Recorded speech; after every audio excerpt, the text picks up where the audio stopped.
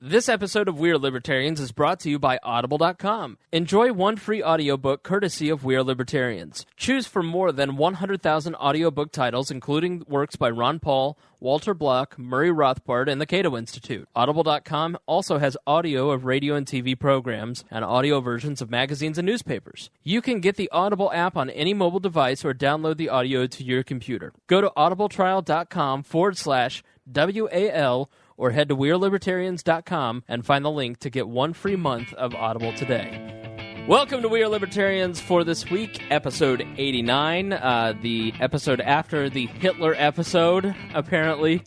Or the Hitler? Yeah, you don't even know what podcast you did. I reminded you of several things that you said in the podcast last time, and I honestly have no idea what we talked about in that podcast. This is Chris Spangle. You can tell because you can hear my jowls flapping together. You incredible pink-haired bitch. Sitting to my left is Greg Lenz. Greg, how are you doing? I'm doing well, and may I just say what a pleasure it is to have Miah and the good Dr. Harry Price back on? If you don't unblock me on Facebook by the time we leave here today, I will blow off your kneecap. My favorite thing about Miah is she has the mind of Spooner and the social graces of an Israeli counter-strike.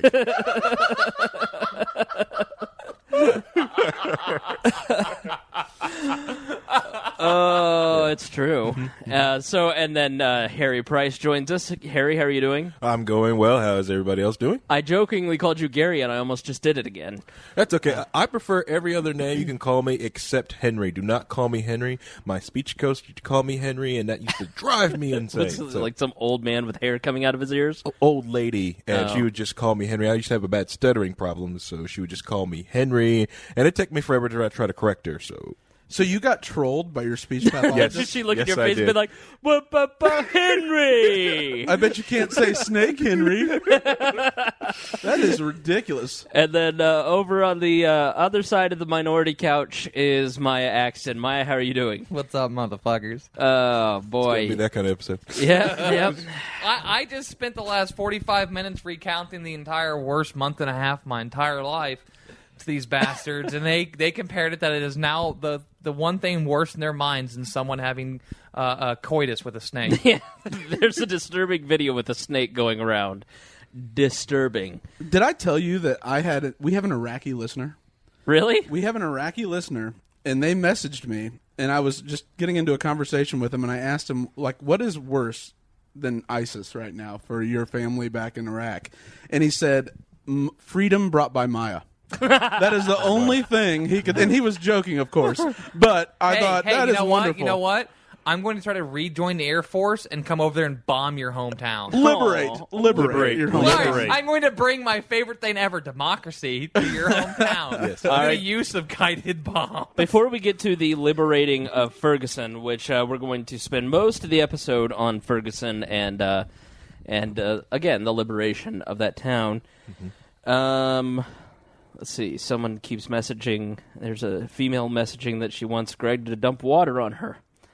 Greg, what are you up to over there? All right. Well, so you mean the ice dump challenge? Yes. I am going to be starting a new bucket dumping of liquid on people challenge, and it's the blood or blood-like substance on people to raise money for your favorite anti-government, anti-police organizations. That's actually really smart. yeah, very good. Yeah. Like, Hashtags baptize them in typo. We were going to do that tonight, but I'm low on blood this week. All right. Oh, you've got plenty of blood in you. I could get at least 2 buckets full.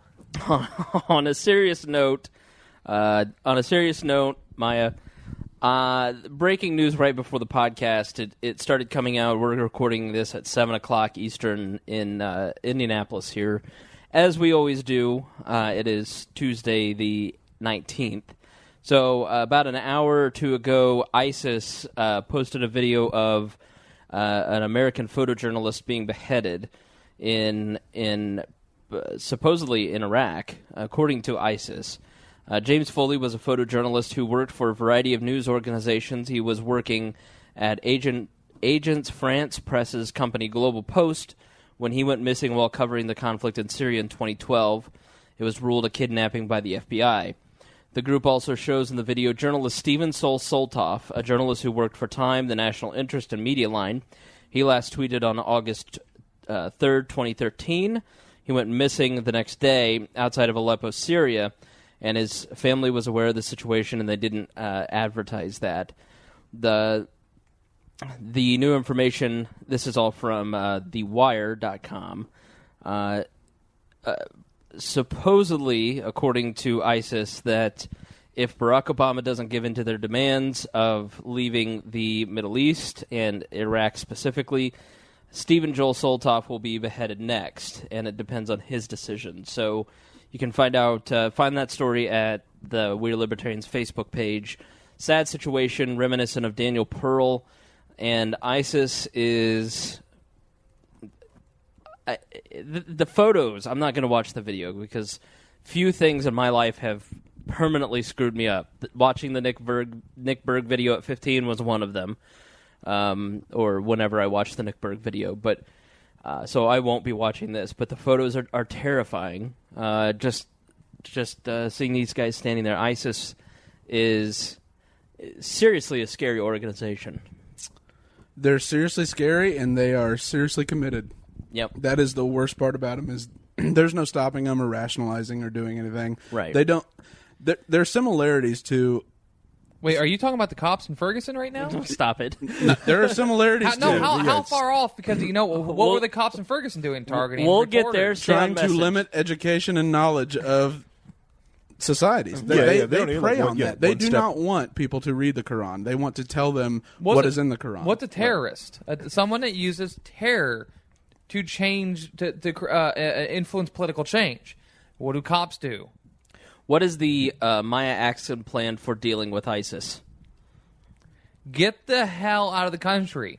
Get OPEC out of their country because none of those people agreed to OPEC, and OPEC controls their number one natural resource.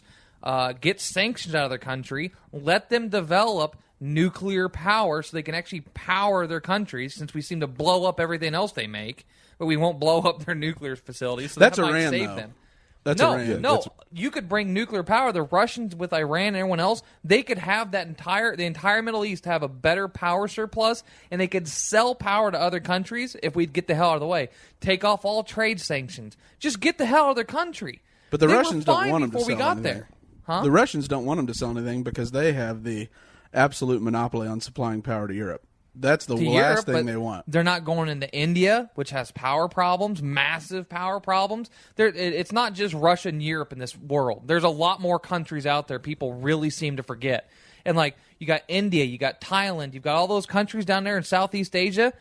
Those aren't the best places in the world. They're kind of rural, and because of war and sanctions from everyone, they haven't been able to develop. You let the Middle East start going back to what it originally did about 1,000 years ago. It was a powerhouse.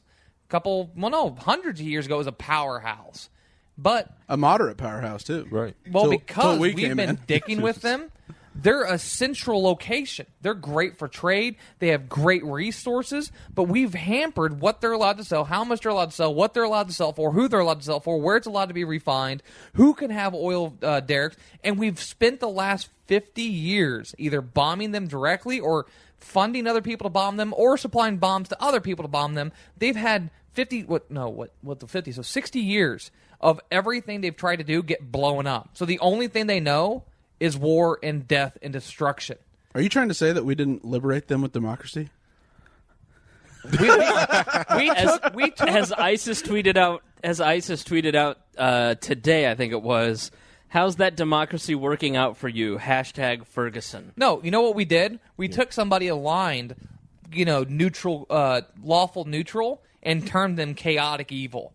We have shifted the entire, mindset of that entire region into war, death, and destruction. Right, yeah, and perverted their entire view on their own religion, too, as well. And we funded some of the most crazy bastards over there to help to incite riots and to create divisions.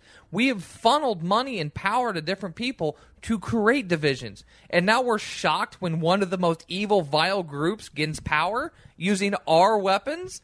Yeah, now we're sending AK-47s to the Kurds, and they're using our tanks. The same Kurds we gassed. Wait, no, sorry. We provided the gas. This is on the gas. To use on the Iranians, who now support the same guy that's now the prime minister of Iraq. You can trace back everything happening right now over there on the government. What do you think? Okay, we have a huge painkiller addiction problem in this country. We give out painkillers for everything. I would know. I got lots of them prescribed to me when I really honestly didn't need them. Some of them might be sitting in this room. She's the voluntarist Rush Limbaugh. But you know what? I wish I still had to, because I would have sold them, because I still haven't got my work comp check or my medical base pilled. So I'm, workman's comp's a great system in this country for small business owners. Don't eat at Papa Ruth's. But and that's not liable because people get sick when they eat there. Don't stop. Crank call. But I mean, they still are using the box that tried to cut off my fingers. So there's that. But if anybody wants to help me buy the box, as long as they use sanitizer on, it's fine. Yeah, if somebody wants to help me buy that box, I will blow it up. I will pack that thing full of TNT. I'll make some nitroglycerin, and we will have fun blowing up the box to try to take my fingers. But all right, Captain. We can track everything that's over there happening. If you look at the painkiller things and the control of the opium or the poppy fields seed over production, everything about that is tied to a U.S. corporation or somebody in the government. And so, you know who wanted that shit out of their country? Al-Qaeda. Al-Qaeda did not want to be associated with the drugs and the drug trade. They wanted to grow crops to feed their people, and they were trying to fight everyone out from controlling, because the Russians also tried to control at one point in time. They're like, get the hell out of our country. Oh, no, big farm over here. We're going to need that. Yeah, so we go from the Muslim Brotherhood to Al-Qaeda to ISIS, which seems like an escalation each step. No, well, technically, Afghanistan's Taliban. Well, and ISIS is not Al Qaeda, and they pose no threat to the United States, because they are an insurgency. They're focused on being an insurgency. They're not focused on hitting the United States and America or pulling full scale operations to. It's kind of like thinking the protesters in Ferguson are a threat to the entire state, so you call in the National Guard. So let's get to it, because Miah just can't avoid it. Now, there's too many similarities. No one's been beheaded yet in Ferguson. Right. Journalists are 11. No, the cops have shot, 5 people so far? 11 journalists have been arrested. They were all released, not beheaded. So there is not a total moral equivalency. But now we do. Well, there's similarities. Hold on, let me set it up, okay? You calm down. Okay. All right. Okay. You can host. Okay. You can host next time. Let me handle this. Okay. All right. Okay. First, let me say that the opinions expressed by Miah on this podcast are not necessarily those of the 3 people on the couch who have a job and would like but to they keep said are supported by Young Americans for Liberty. and Creighton Harrington specifically.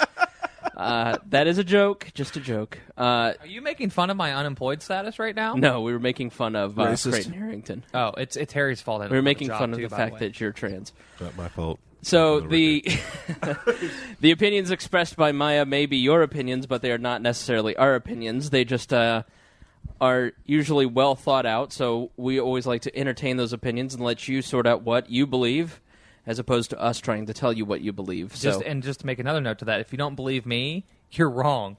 And also, if we did this... Sounds a lot like ISIS. I never said there weren't similarities between us and them. If we didn't have Miah on this episode, I would be beheaded at any moment, so you never know when she's coming. But probably not for a while, based on the conversation that we had earlier. Anyways. See, that was a biologically ignorant joke. Listen, you had your... Never mind. I was going to go into it and make a joke about your seminal... what is it? I hate genitalia superiority, don't you? Other than maybe Harry, not just because he's racist, black, because we kind of dug some info out of him the other day. I'm pretty sure Harry's 1, I'm 2, and you 2 are somewhere along 7 or 8 -7 in the room. -7. The cat. Yeah. Harry is here. Harry, you are an African American, correct? I've never once nor ever been to Africa. I'm just an American, or you could just call me black. I prefer the black over African American. Now, I have met people who are from Egypt and South Africa. Those are African Americans. I'm just me. Harry is black. He is here to give the black perspective because he has more experience being a black man than any of the rest of us. And by the way, he's not black. Oh, he is black. He's not mocha or light skin. Right. This guy, like, sometimes if the room doesn't have enough light in it, I can't see him. Right. He's black Irish. He's got more experience being black than I do. I only have 3 days of being black. It was quite a weekend. It was fantastic. Must be nice. Must be nice. Those days don't come back again. So Harry is here to give his thoughtful perspective. Greg, you are swarthy, but you're Swarthy, still white. I'm majorly German, but a big portion of me is Cherokee. So that's everybody's ethnicity. I, of course, am You pale, killed the Jews. right? Wait, what? Hey, wait. We were talking about Wait. nationalities. I said right, I agreed, and then I was like, wait, Yeah. what I agreed to? Yeah. Oh, let's... Well, German. Yeah, I'm full German. But my people were here before like the Civil War and before after the Civil War, before the Holocaust. And You didn't have any My people leftovers were there? here way before yours, so there's that. So you're the one that we can blame all I've got a this on. 16th Indian in me. I've got some Norwegian. better let him I've got out. some German, some Get it. Scottish. So I've got basically all the worst murdering people in A lot of rebellion. Right. Lot Yeah. of rebellion. Like, that's why I'm getting ready to buy a case of Mosin Nagets, because, well, what better way to arm my little army of people than All right, a case Harry. of Russian arms? Harry, let me give you a piece of advice, okay? Okay. With these two, you're going to have to try and jump in as best as you can. Okay, do not wait for me to look at you and say, Harry, what would you like to say? Just start talking and wait for her to stop, okay? Okay. I'll be fine. He's fairly decent about letting other people talk. Her? I respect Harry and his opinion, so I let him talk. Okay, all right. So I just It's want to give you that. everyone else. Right, I know. And- is this awkward, the fact that Greg has you blocked on Facebook? Does that bother you? Why, I already said that if he doesn't unblock me by the time we leave here today, he won't have kneecaps anymore. This is the first There's time a 41 Magnum sitting here on the floor that has the capability of removing his entire knees. This is the first time you two have been in the same room since the great NAP violation of 2013. Maya and I had no beef. She hit you. Yeah, but you were the one who made her mad. Yeah, I trolled you. Get over it. It happened. And then you trolled her, and then I got hit. I see no way this didn't work out well for either of us. I know. I walked funny for like 2 months. I want I restitution. hit you in the arm, you dick. No, you hit me right here. I was sitting just like this with my knee For the record, bent, pointed at his and knee. you did that with your knuckle, and you hit me right on the side of my kneecap. She liberated poor your quad. Chris. She Yeah. liberated your quad. Oh, you got hit by somebody that had been on hormones for like a year and a half. So that so the police in Ferguson are all justified if they're on hormones for a year and a half. Right, yes. No, yes. I was saying I Right. was much weaker than most people. No, we would all have know been you. hitting We all understand how mentally disturbed you were /are, but I was talking about physical aptitude, but oh, okay. You were aiming for my balls. Is that what you're saying? You missed. I thought about it. But you talked about wanting to have kids one day, and I would get greater joy out of corrupting your children that you would have one day than Well, preventing you from having children. Boy, didn't that plan fall through. Your quad exhibited signature strikes. Not yet. And not, so well, he couldn't be sure it wasn't part of Al Qaeda, and so he hit it. She liberated my knee. She liberated your knee. And She now brought- your knee is free. She brought freedom to my knee. All does right. your other knee need some freedom? No, In all defense, your What? life has gotten immeasurably better since that night. that is true. I was a starting point of a betterment to your life. It's true. I caused this. She put the Are you wheels tired? in motion. I am the savior. Oh, jeez. Okay, so let's get to Ferguson. Let's get to the major story. What we would like to do here, what the four of us have prepared, hopefully, is to give you the definitive guide to the Ferguson situation. In my mind, there's two separate events. There's the Michael Brown shooting, and then there is the rioting and the police action beyond that. I've got a nice little kind of summed up timeline I can flow through of just a random timeline, and then we can come back and hit different days and events if you want. All right, so let me give you a little bit of the geography of Ferguson and its makeup. Ferguson is about 10 miles northwest of downtown St. Louis. Most of our listeners are from Indianapolis, so let's say Broad Ripple. would be sort of akin to how far away from the downtown center Ferguson is, but very much inside St. Louis. And it was founded, in the mid-1800s, and it was majority white, and it was like 70% white in 1990, and then over the last few years, the demographics have shifted, and now it's around 60% black. Well, the town shifted a lot, too, as in there was the airport and everything else, and that whole area was predominantly black-owned. Right. And it was a thriving community. The Wright brothers went to their airfield. Right. There was a lot of first air flight type things coming out of that airport, the airstrip there, and it was massively black populated all the way up until there was big splits. Like the whites didn't like the fact that there's black people in government, split off, formed new towns, and then like Ferguson was one of those pieces that got left behind. Like just south of the highway to Ferguson was one of the nicest, fanciest, like Carmel. it was kind of like a Carmel with they had a real nice golf club there, and there's still the median income of the people just south of Ferguson, just over highway, is 100,000 plus. Sure, and it's about 6 square miles in downtown St. Louis. It butts up to the airport there, right north of 70 as it runs through, and it's about 21,000 people. And where all of this is taking place is there's one main strip through the town. Most of these towns have that one main road, and then there's a lot of little spoke roads. Mm-hmm. And so at the top of the road, the north part of this road is a quick stop, or what is it? Quick trip? Quick Mart. Quick Trip. It's QT. It's Quick Trip. Yeah, Quick Trip. And there's a picture of a diagram kind of picture of this street and where things happen in that album you shared of mine. Yeah. So if you want to get a visual of what's gone on, Miah has done a great job of documenting a lot of the photos, and just to give you a visual sense of what's happened, she's put together a Facebook album. So go to We Are Libertarians Facebook page, and you can check that album. We posted that today, Tuesday, August 19th. 2014 for listeners who are listening in the future. And Maya's also done a great job of documenting all that stuff on her Twitter account, which is... It's Miah Axton, twitter.com/Miah.Axton. No, Miah_Axton. Yeah, that one. All right. Let me help you. I'm not good with the Twitters, man. So you could go to We Are Libertarians Twitter as well, and we've linked to Miah. And so you can check out a lot of the first-person sources. That's what Miah doesn't sleep at night, so she just stays up and collects first-person sources. Now, Ferguson, again, is that 6 square miles. The north is the Quick Trip. And then all the way down through the town is where all of the marches are taking place. Today, the 19th, the community organizers who are in town, a lot of the pastors and the people who are kind of leading the marches have proposed to the authorities that they have a 5-mile route as opposed to trying to cram people into this one street.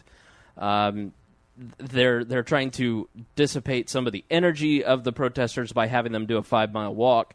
The town leadership is saying, no, how about no marching at all? How about you can march and protest and do all your freedom stuff before dark, but after dark, everybody's got to go home. And you have to be quiet. Right. What was the phrase they used today? That you have to be quiet, you can't be loud, you cannot disrupt any traffic, you cannot cause any distractions to traffic. So basically, go home. Right. And so basically, let me give a very rough sketch, so just to give everybody a little bit of context as to what's going on, and then Miah will give you the full detail outline with the three of us, Harry, Greg, and I, filling in some of the gaps of Miah's timeline. Michael Brown went into a store. Initially, it was reported that he stole some Swisher Sweets, some cigars, essentially. Later, in an attempt to smear his character, the police department released the video of him, quote-unquote, stealing the cigars. The local police department. The local police department, and it shows him paying for the cigars. Now, he does rough up the shop owner, and there's some sort of disagreement. He walks out, walks towards his house, down a winding road. He is walking in the middle of the street with a friend, and an officer tells him to get over to the side of the street. There's a verbal disagreement, and details get fuzzy after that. We'll talk about both sides of what the officer and what others have said happened.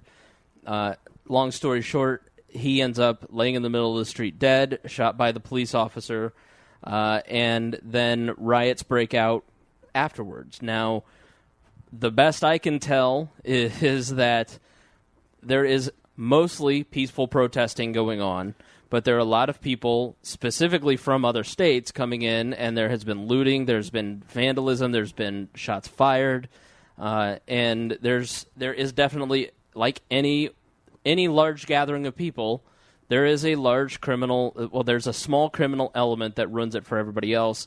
So the police have hulked up, brought out their MRAPs, and have, quote-unquote, controlled the crowd, which has not worked at all over the last 10 days. So that is and tomorrow there is a grand jury, on the 20th of August, there's a grand jury that is to be held for the police officer to see if he'll be charged with an indictment. Richard McCullough is the prosecutor, and he has been the prosecutor there for a long time in St. Louis County. Now, his father, when he was a young child, I think this was like 1968 when this happened, there was a kidnapping incident at his home. I'm not sure if it was someone trying to kidnap Richard or a brother or a sister or somebody. And Richard's father, the prosecutor's father, stopped it and was shot and killed by a black man. And I'm not sure what happened to the suspect, but his father was killed by a black man. His cousin and his uncle both are police officers, and his mother works for a police department. And so some are calling for the prosecutor to recuse himself because of his past history and his family connections. So we'll see. And he, of course, says none of that clouds my judgment in any way. Oh, of course not. You're a prosecutor. Your judgment's because clouded. there's been so much justice served in that community. Right. Yeah, so incredible justice. That's the very brief overview, because sometimes you got to get the context of everything before you dive into the details.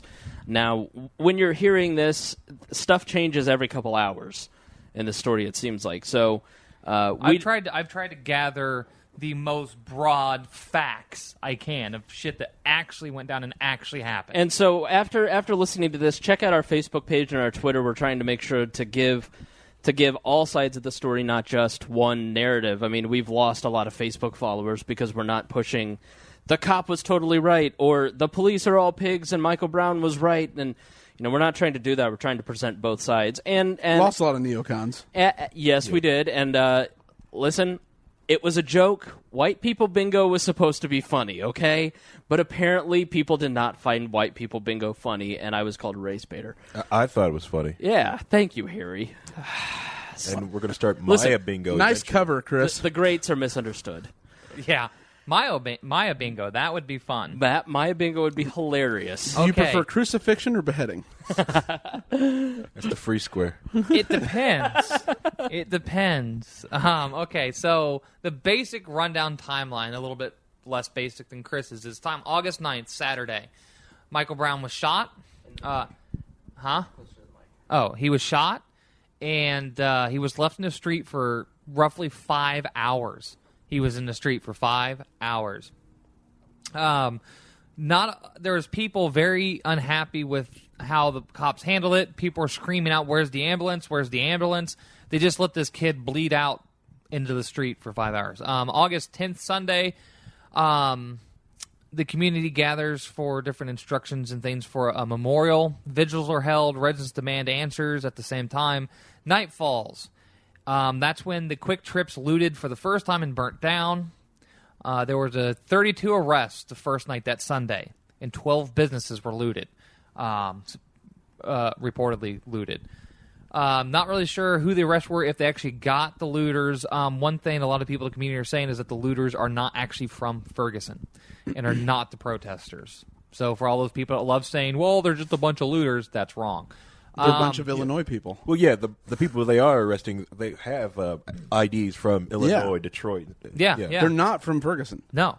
Another thing to note, especially very important, I think on Sunday, of the 73, 74 people that arrested last night, only 3 were from Ferguson. Yep, 3. 3. Yeah, 3. That's it. So there's that. But the most important thing to note that happened on Sunday is that the mayor threatened to arrest anyone that was out protesting on Monday. He came out and basically said, you will be arrested if you're out protesting tomorrow. I wish he had read the Constitution. I wish any people in our government had actually read the Constitution, understand what the hell it means. But August 11th, Monday, Florissant Road shut down by protesters. Riot officers deployed and make arrests. At night, the cops are deploying tear gas. And there's something I wrote that I can't read. FBI got involved initially that Monday. Then the FAA that day deployed, called for no-fly zone for 7 days, which would have ended on the 18th. I'm not sure what its status is now. It's not. They did not renew it today. Okay. Thankfully. That's why no one's seen any police or any helicopters or any aerial shots, because the FAA that Monday, remember, he was shot Saturday. He was shot Saturday, protest Sunday. That Monday, the FAA had already moved and shut it down. Now, there's all kinds of other stuff we can get in later. August 12th, Tuesday, Al Sharpton arrives. Yep, go The do Seagull. that Tuesday, cops go full potato on peaceful protesters. This is when the if you guys see the picture of the guy in dreads with American t-shirt on throwing tear gas canister back while gracefully holding onto an open bag of chips, that is from Tuesday. He's throwing a tear gas canister back. He is not throwing a bomb. He's not throwing fireworks. He's not throwing a Molotov cocktail. He is returning police property to the police. He should get a medal. It's return serve. Yes. Right, yeah. Regroup protesters come back, and they are hit with tear gas and rubber bullets again. This is also a night where the police were caught on tape saying that all protesters are animals and we're going to treat you like animals.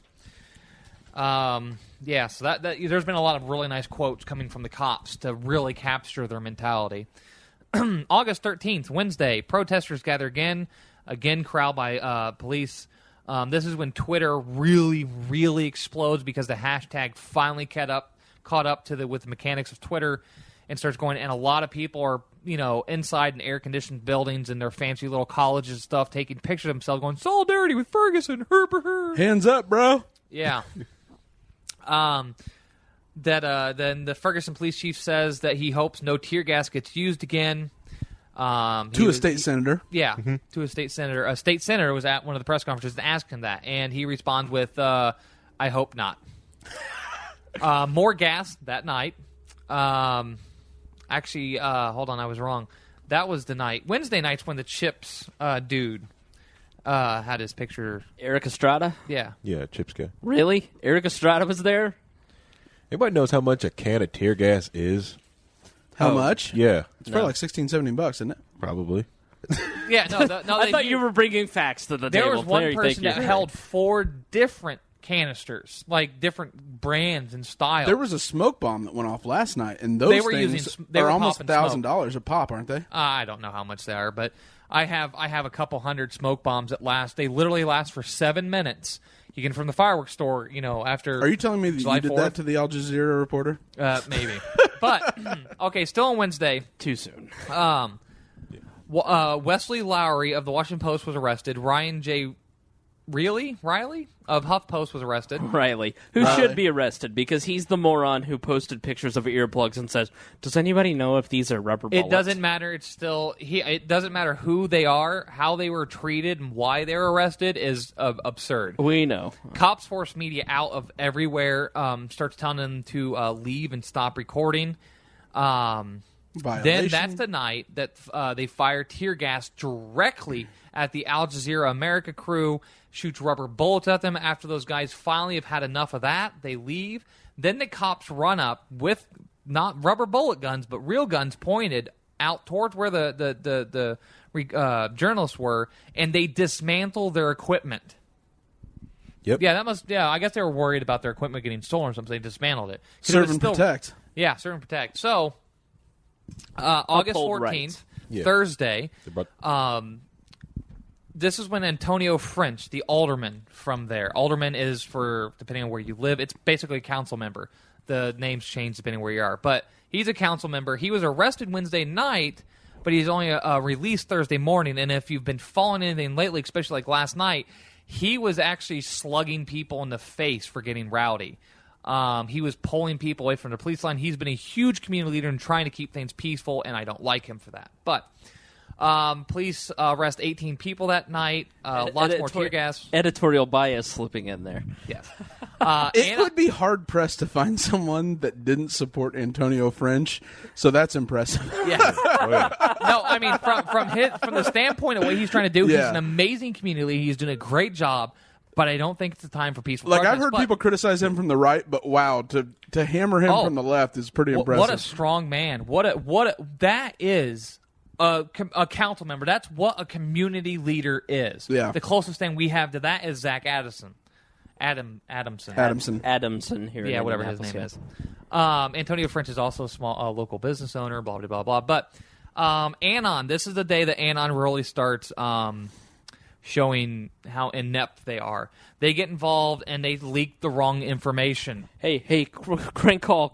Anonymous is great. No, nothing bad about Anonymous. Yeah. But however, Hey. that was a break off. So like they were in that IRC chat, right?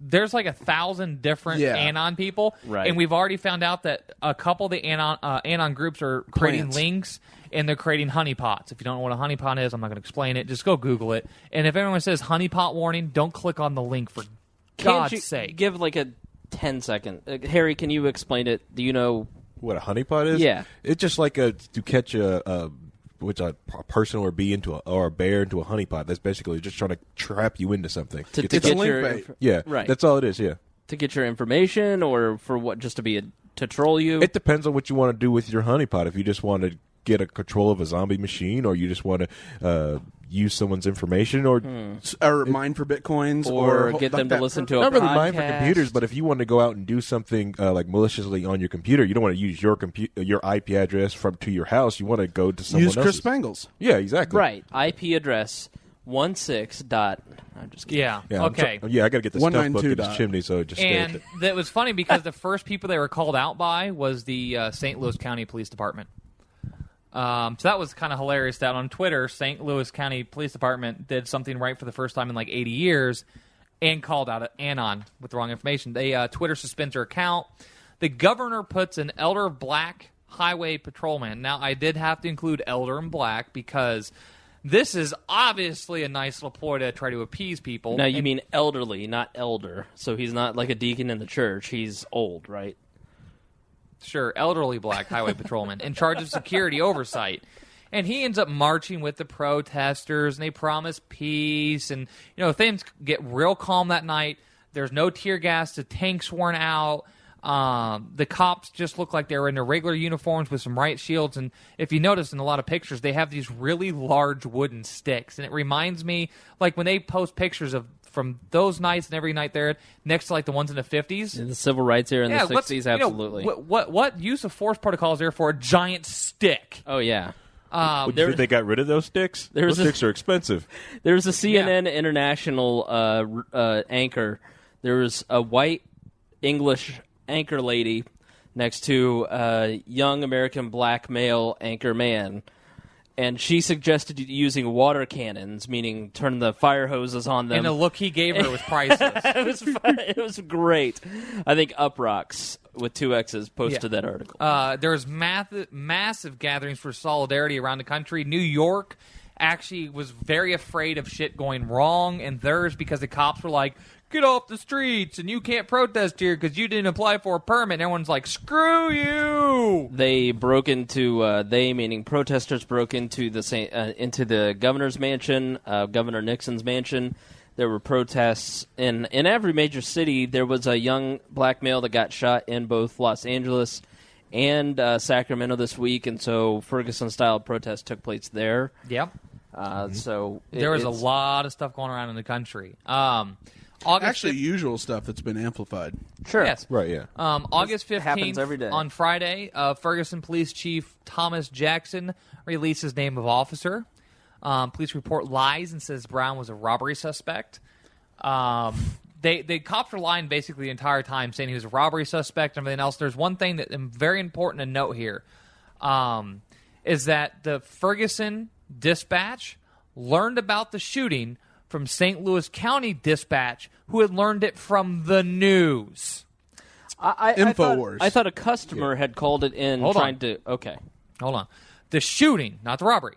The shooting was reported to the Ferguson dispatcher, not by a cop or anyone else. No calls about the shooting. The news had it reported. St. Louis County Police Department dispatch called Ferguson, was like, what the hell? So you're telling me that nobody in Ferguson in that area called the police? It never got to the dispatch. Which, I mean, the news hit fast. Sure. About the shooting. Fast. Right. But the cop never called in the shooting. Really? Now, with the store, with the robbery, there's 7 cameras in that store. Right. We've only been showing like 1. No, 2. Cops only used 2 different angles. 2 angles. Show right towards the door. Yeah, we've seen at least one other that shows him paying for at least one, trying to buy more. Come to find out, he didn't have enough money to buy more, and he goes to leave. And for some odd reason, the shop owner comes out and talks to him. We haven't found everything yet. We're mostly learning things from the attorney of the shop holder. Now, a customer called in what happened there. Not necessarily a robbery, maybe just a scuffle or something else, but a customer called. None of the employees or the business owner, anybody, called the cops. Because he didn't want what ended up happening. He begged local media not to name his store, not to falsely report, as they did, that he called 911. Yeah. Because he didn't want his store to be burned down, which it was. And he didn't want his customers to turn on him, which they did. Yeah, quickly, too. But to me, like on the camera, what it looked like, it just like he probably got a stale Swisher and, was looking for a, fresher one inside there. Yeah. What happened is he went to buy one package. It's not Swishers. They're super cheap crap cigars. I forget what the name was. Brown is 6'5", 300 and some pounds. I mean, he was a very large individual. Yeah. And he clearly is intimidating the shop owner in the video that we've been shown. But we have no idea what was said, what was going on, and what transpired. But that's certainly not a capital Brown offense. Tried to buy multiple packs of cigars. He didn't have enough money, but he did pay for at least one, is what is from the attorney of the shop owner, supposedly. So he paid for what he took, it looks like. Then we'll go on to Saturday, August 16th. Saturday, peace is broken again. Looters supposedly throw rocks at cops. I saw one cop hit with a ricocheted rock, I think Tuesday or Wednesday night, and barely hit. I'd also like to note that the cops have multiple times, for multiple days, say Molotov cocktails were thrown at them and that they were shot at. I've yet to see any evidence or any statements supporting that. I have yet to see... Or a single journalist admit that they were part of that, and I think they would. I think any journalist... I have yet to see a single photograph of any Molotov cocktails being held, thrown, made, used, nothing. One person said there was one thrown out of a car at a building, and protesters instantly put it out, but I can't tell if it was actually a Molotov cocktail or not. I have pictures of at least 7 different people throwing tear gas canisters back, which usually spit out fire. Ron Johnson, the man who's sort of leading the security, I forget what his exact title is. He is a state highway patrolman, and he was put in charge when the governor was trying to decide what to do with the situation. Okay. He's a resident of Ferguson, and he is, after last night, he's a fraud, in my opinion. Really? He seems very sincere. He told the who got arrested today from The Intercept? Whoever got I forget. Devereaux. Devereaux was standing there, and he told Devereaux that if he did not move, he would be arrested. Devereaux moved, and they still cuffed him. Yeah. According to the family, the Brown family's lawyers talking to Jake Tapper today, he's the only law enforcement that's contacted them and reached out to them in any way, trying to see what the family wants. So he seems very sincere in what he's trying to do. To the Browns, not to the journalists. But I don't see, like, when he says that cops were fired on last night, and how many police officers have been wounded? Is it 2, 3? Well, I think a total of like maybe 4 officers have been wounded. 5, it's 5 or less, but it's still wounded. Some. What kind of wounds? From rocks? Because we know cops exaggerate their wounds. Remember Kelly Thomas? Mm-hmm. And that cop was like, look at my elbow, there's a boo-boo on it. And the Ferguson PD, what was it, in 2009, got in trouble because they beat an innocent man, and they claimed damaged state property because the guy bled on their uniforms. On their uniform. So I don't exactly take anything they say. but- One of the injuries from the police officer is he's got a burn from shooting tear gas. Yeah. Got burned. Yeah, He probably tripped. There's a good picture in that album I posted of a cop shooting off one of those things, and the fireball that comes out of the end of that thing. Plus, throwing the tear gas canisters can be dangerous. You're throwing things that explode. They were throwing flashbangs, everything else. The ricochets and the particles that come off of those are extremely dangerous. So there's reasonable doubt that while they say 5 have been injured, that it's their own fault or friendly fire. They could have run into something. They could have ran over the their foot with a tank. Right. Well, since let me Bill finish Maher up said 80% Saturday. of police officers are overweight, they probably got injured during training. Yeah. Let me finish up Saturday, and then we can start picking things apart. Stretch their again on stomach with too Saturday, many cops donuts. fire Yeah. rubber bolts and tear gas. There's people saying wooden bullets, but I don't. Wouldn't those burn up? That was my question. I mean, you two are the You gun don't people. shoot wooden bullets. Never. But there's Healthy? multiple kinds of rubber bolts. There's pure rubber. There's rubber coated metal. Cops shooting off champagne and the Yeah. Let's see We here. get to beat Late some night. citizens. Later that day, looters hit 5 more stores and were stopped by protesters. Now, once I finish this up, I want to say a little bit of something about the looters overall, or looters and protesters real quick. Police released videos of the Brown robbing the store that Saturday night. They've alluded to it. They released the video. They're highly edited because the cops came to the store later looking for the videos, and the store owner was like, "What the hell are you doing here? Why do you want to see the videos?" So there's also a possibility that the cops didn't get a call. they did not get a call They on were the just store issue. They did not get a call. They say a customer called. Now, that could be fabricated. They're just going around trying to find out where he a was. passed out cop eating a donut, half eaten out in front. Governor declares a state of emergency and a curfew that Saturday.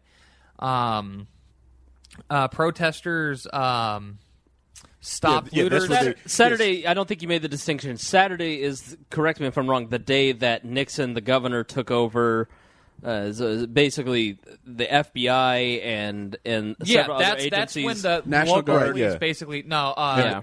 No, National Guard didn't that come was until next day. Monday. They Yeah. talked about bringing them, but state of emergency. What that does, that opens it up for federal help. Yep.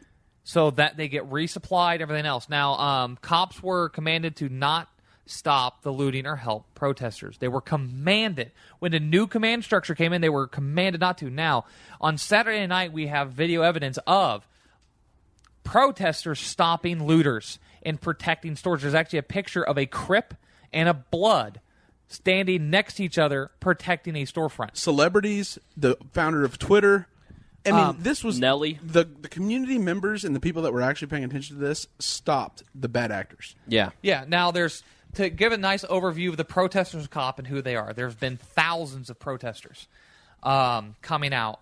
There's been rioters. There's been everybody. The young people are getting sick and tired. Now, you also have to understand, we're watching this from afar. We're only hearing this and this. These people are living underneath this. Their community's broken. Cops have been treating them like animals and pigs, and they just want answers, and they're being lied to. Every time a cop comes out and says something, because there's so much attention being paid to it, they get frustrated because they just were lied to by the very people who've been saying for the past couple decades they're there to protect them and haven't been. But for cops, let's start with the cops. There's over 300 cops in Ferguson. You know how many people are on the Ferguson Police Department? 61. 61. And they're extremely diverse. Oh, yeah, there's 3 black cops. But But two of them have been promoted. And Yeah. that Hispanic. Hey, there's a Pacific Watch Islander. it, racist. yeah. Right. Remember, when it comes to race in America, there's either black or white. Caucasian, because remember, George Zimmerman, even though he was mostly Mexican, he's white. That's but most races try to go for white passing. You either black or try to be white passing. Yes. That's why the clarification on how dark you are is important. Now, Good thing we got that out of the way with Harry early, right, Maya? yes. Now, Cuba Gooding Jr. or Don Cheadle? maybe I was wrong. There's only 53 cops. There's 53 cops. 3 are black. There's 21,000 people in the city. There's 6 council members or aldermen. 1's black.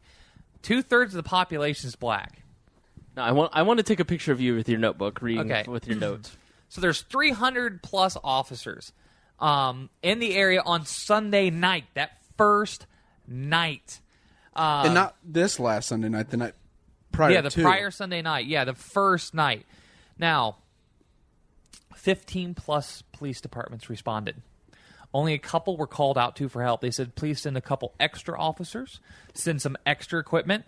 Cops that weren't even on duty, weren't anything. They just whole police department's like, our city's safe, let's go.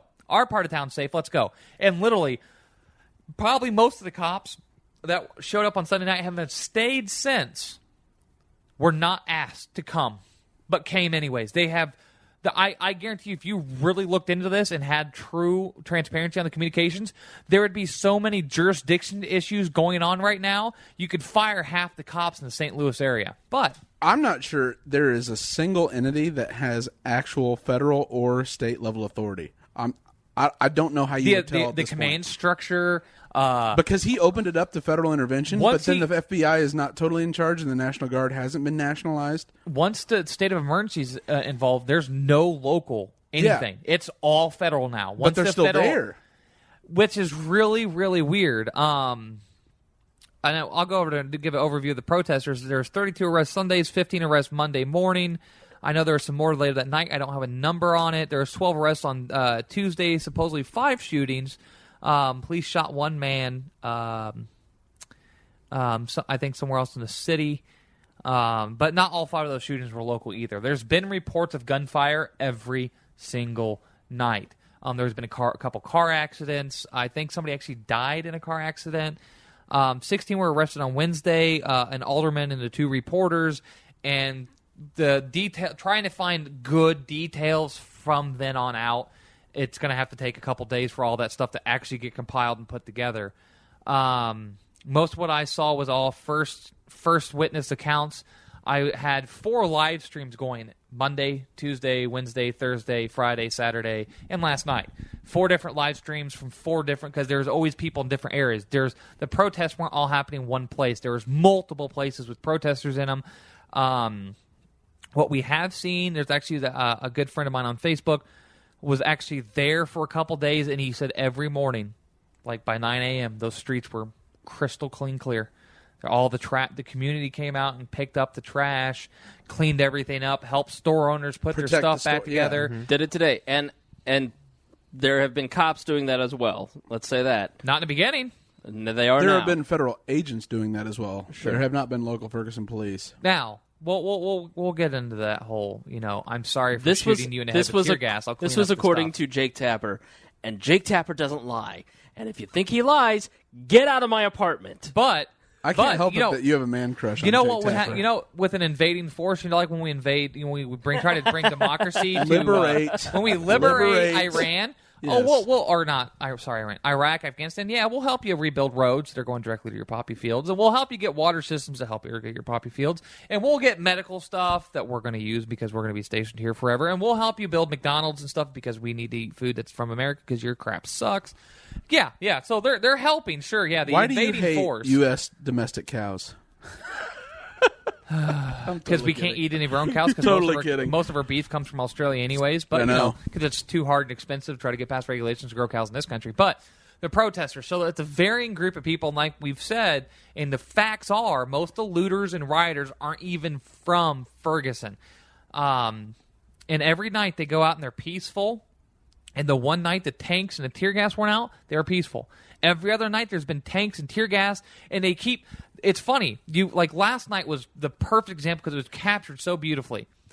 Protesters, they came up to a head. The cops came out. They had 6 tanks. I call them tanks. I know they're APCs, armored personnel carriers.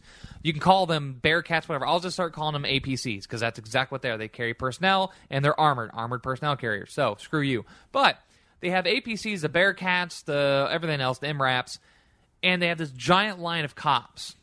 Now, one thing I do want to point out for those people that do ever want to maybe fight against the police state is cops bunch up together. They get all of their equipment together. They stand extremely close together, and they have a lot of ammunition on them. 2 Molotov cocktails last night would have killed 70-plus police officers and destroyed all of their equipment. So if they were really afraid of people shooting them or there's really Molotov cocktails being thrown, they wouldn't have bunched together because I guarantee you I could have thrown 2 Molotov cocktails quick enough and literally taken out 70-plus cops with 2 arm throws. That's it. Yeah, wow, that would have been just so hard. 0 cop casualties and 5 at most injured. We don't know how many other people have been murdered by. Well, there was one protester was shot because he might have had a gun. Now another thing, there was someone killed today by a police. It was a police action shooting. It was essentially suicide by cop. It happened about 3:00 today. The guy basically ran at cops with a knife, saying, "Please kill me." Yeah, and he had a long history with cops too, and his family. Right. And it was about 3 miles from the Quick Trip. Yeah, and he obviously very mentally deranged. There's multiple people calling in the cops and saying this guy's like kind of crazy. So what do the cops do? They just oblige him instead of due process, trial by your peers. Hundreds and hundreds of rubber bullets to shoot at peaceful protesters and journalists. They couldn't have shot him with a couple rubber bullets. He had a knife. Use a stun gun, for God's sake. Anything. A taser, yeah. Taser. Anything. I wonder how many times they shot him. 30, 40? Hell, give him a hot meal. You might have had a good discussion and got something positive out of this. Right. Right. Yeah. Okay. But there were according to, again, Jake Tapper, there were 3. No, this wasn't Jake Tapper. This was the press conference because they had a press conference like 2 hours afterwards to give all the details. Jake Tapper endorsed press conference. Jake Tapper endorsed it fully. Hey, listen, he's a great journalist. He's on our side. Okay, he got pushed around by the cops last night. Ben Swan's He's seen on some our things, side. man. So the local authorities said there were 2 aldermen there who corroborated the cop stories. Multiple, 18 witnesses have corroborated with the cop story. Darren Wilson. No, Darren Wilson. now that's a different thing. I'm talking about today. Oh. Now we'll get to the cops. Yeah. We'll get to Wilson's story once Maya's done with the timeline. But with what happened today was just they instantly resort to the highest level of force, and that's shooting people. They do it all the time. Oh, you're suicidal and you have a knife. I'm going to walk into your personal, really close and then trap myself in his house and then shoot you in the face 5 times. So that, makes sense. It was like the woman that drove her car around Washington, D.C. one night when we had the podcast. Went up to the congressional steps, yeah. And then got shot and killed, and she was a single mother's experience with a kid in the back of the car, and she was experiencing mental disturbances. And they had every chance in the world to block her car and then stop her from moving, but instead they decided instead of staying in their cars and blocking in the car, they needed to get out and point guns at her and shoot her. That place is more heavily guarded than the U.S. base in Baghdad. She could have never hurt anybody with that car. Somehow she got up there. She didn't get up that close. But, whatever. So, with the protesters, there's video proof of showing protesters stopping rioters, stopping looters, putting out fires, helping the community back together, cleaning the community, doing everything in the world. Yeah, like last night, there's been a couple nights where they throw bricks in the street and they create barricades so that they think they're going to stop the tanks and shit and stop the tear gas from skidding down the street. They've been doing that. There's a lot of counter police measure stuff going on. It's not rioters. Throwing bottles at cops isn't a cause for them to shoot you in the head. A capital offense. Again, same with Brown. Tear gas. There was actually there was a guy on a loudspeaker last night, probably the biggest asshole to date I've heard on a loudspeaker. If you are not moving, you will be arrested. If you are here, you will be arrested. If one guy pulled a sign out of the ground and was walking around with it, and the guy actually on the loudspeaker was like, if you are walking around with a stolen road sign, you will be arrested. If you're putting road cones in a street, you will be arrested. And this was to journalists that had badges. This wasn't like random crowds. And then on one side of the protest, not the one that had all of the media on it last night, on the other side, there was a smaller guy, and this is where this guy was, and that's where shots were supposed to be fired. So it sounded like live shots, because they'd popped all the smoke. Then they popped tear gas, and there's quite a few journalists there. And then there were shots fired, and the cops, you could hear them all freaking out. It sounded like live shots, but I confirmed live shots from as many sources there as they could hear from. But there's a journalist there, and the 3 cops ran straight for him. Shots were fired. The cops turned around, ran straight for these guys, picked them up, and dragged them off. So kudos to those guys. But I'm going to retract the kudos because it's their fault that the live shots were being fired in the first place in that position, and those reporters were even there. So kudos removed. But those cops at least did protect those journalists instead of beating them. It's better to love than lost. After they dragged them off, they told them to go home and get out of town, basically. Just don't come back out here again. So that was also nice of them. But then these guys try to go back to the area to do footage. Like I lost my badge in that firefight. Like, well, if you don't have a real badge, you're not a journalist. Get out of here. And he rips the press patch off. He has like the Velcro, like Molly Gear Velcro vest on. He rips it off and like throws it on the ground and goes, "Get out of here! Get out of here! You're not real press." And you heard multiple times, if you do not have press credentials, like their press credentials, you OG. get them from Press the command center, Yeah. you have to vacate. Even if you have press credentials, you have to go back to the command center, which is the place where the National Guard was. And the National Guard didn't come in until yesterday. It's like these BS free speech zones on college campuses, and they keep moving the media. And any time there was, again, I watch mostly CNN. Harry did catch me watching Fox News when he walked in today, though. A special Fox report News. with Brett Baer. You've been spangalized. Listen, that is the only thing on Fox that I can tolerate. But because he doesn't have his own opinion. He just reports whatever he's being fed by AP. So that's most news, trust me. So they were interviewing a community leader. I think he was the head of the Black Lawyers Association, who there's a lot of this organization provides free legal services for the folks who have been arrested. That's not a community leader. The guy you're talking about is the guy that used to be the head of the new Black Panther Party. Really? Okay. The guy you're talking about, if I'm not mistaken, because he's involved with some black lawyer group. Mm-hmm. He was the head of the new Black Panther Party, and he's been trying to incite people to kill cops and be violent and everything else. Then I don't think this is the same guy. No, he hasn't been talking like that to the press. Okay. Well, it's just like the who was the guy that got fired from the Obama White House that Glenn Beck hates, that was Van Jones. Van Jones. Dress your radicalism up in a suit. The green czar, if you will. Right. So he was essentially saying that there were 3 black cops that first night of rioting, and one of the cops had on a bandana, and he said there were only 2 reasons that he could think that a police officer would have a scarf over his face. First, it would be if he were going to do something that he didn't want someone to see and didn't want to be recognized or identified in photographs or just in person. Or secondly, he was from that community and didn't want retribution for doing his job.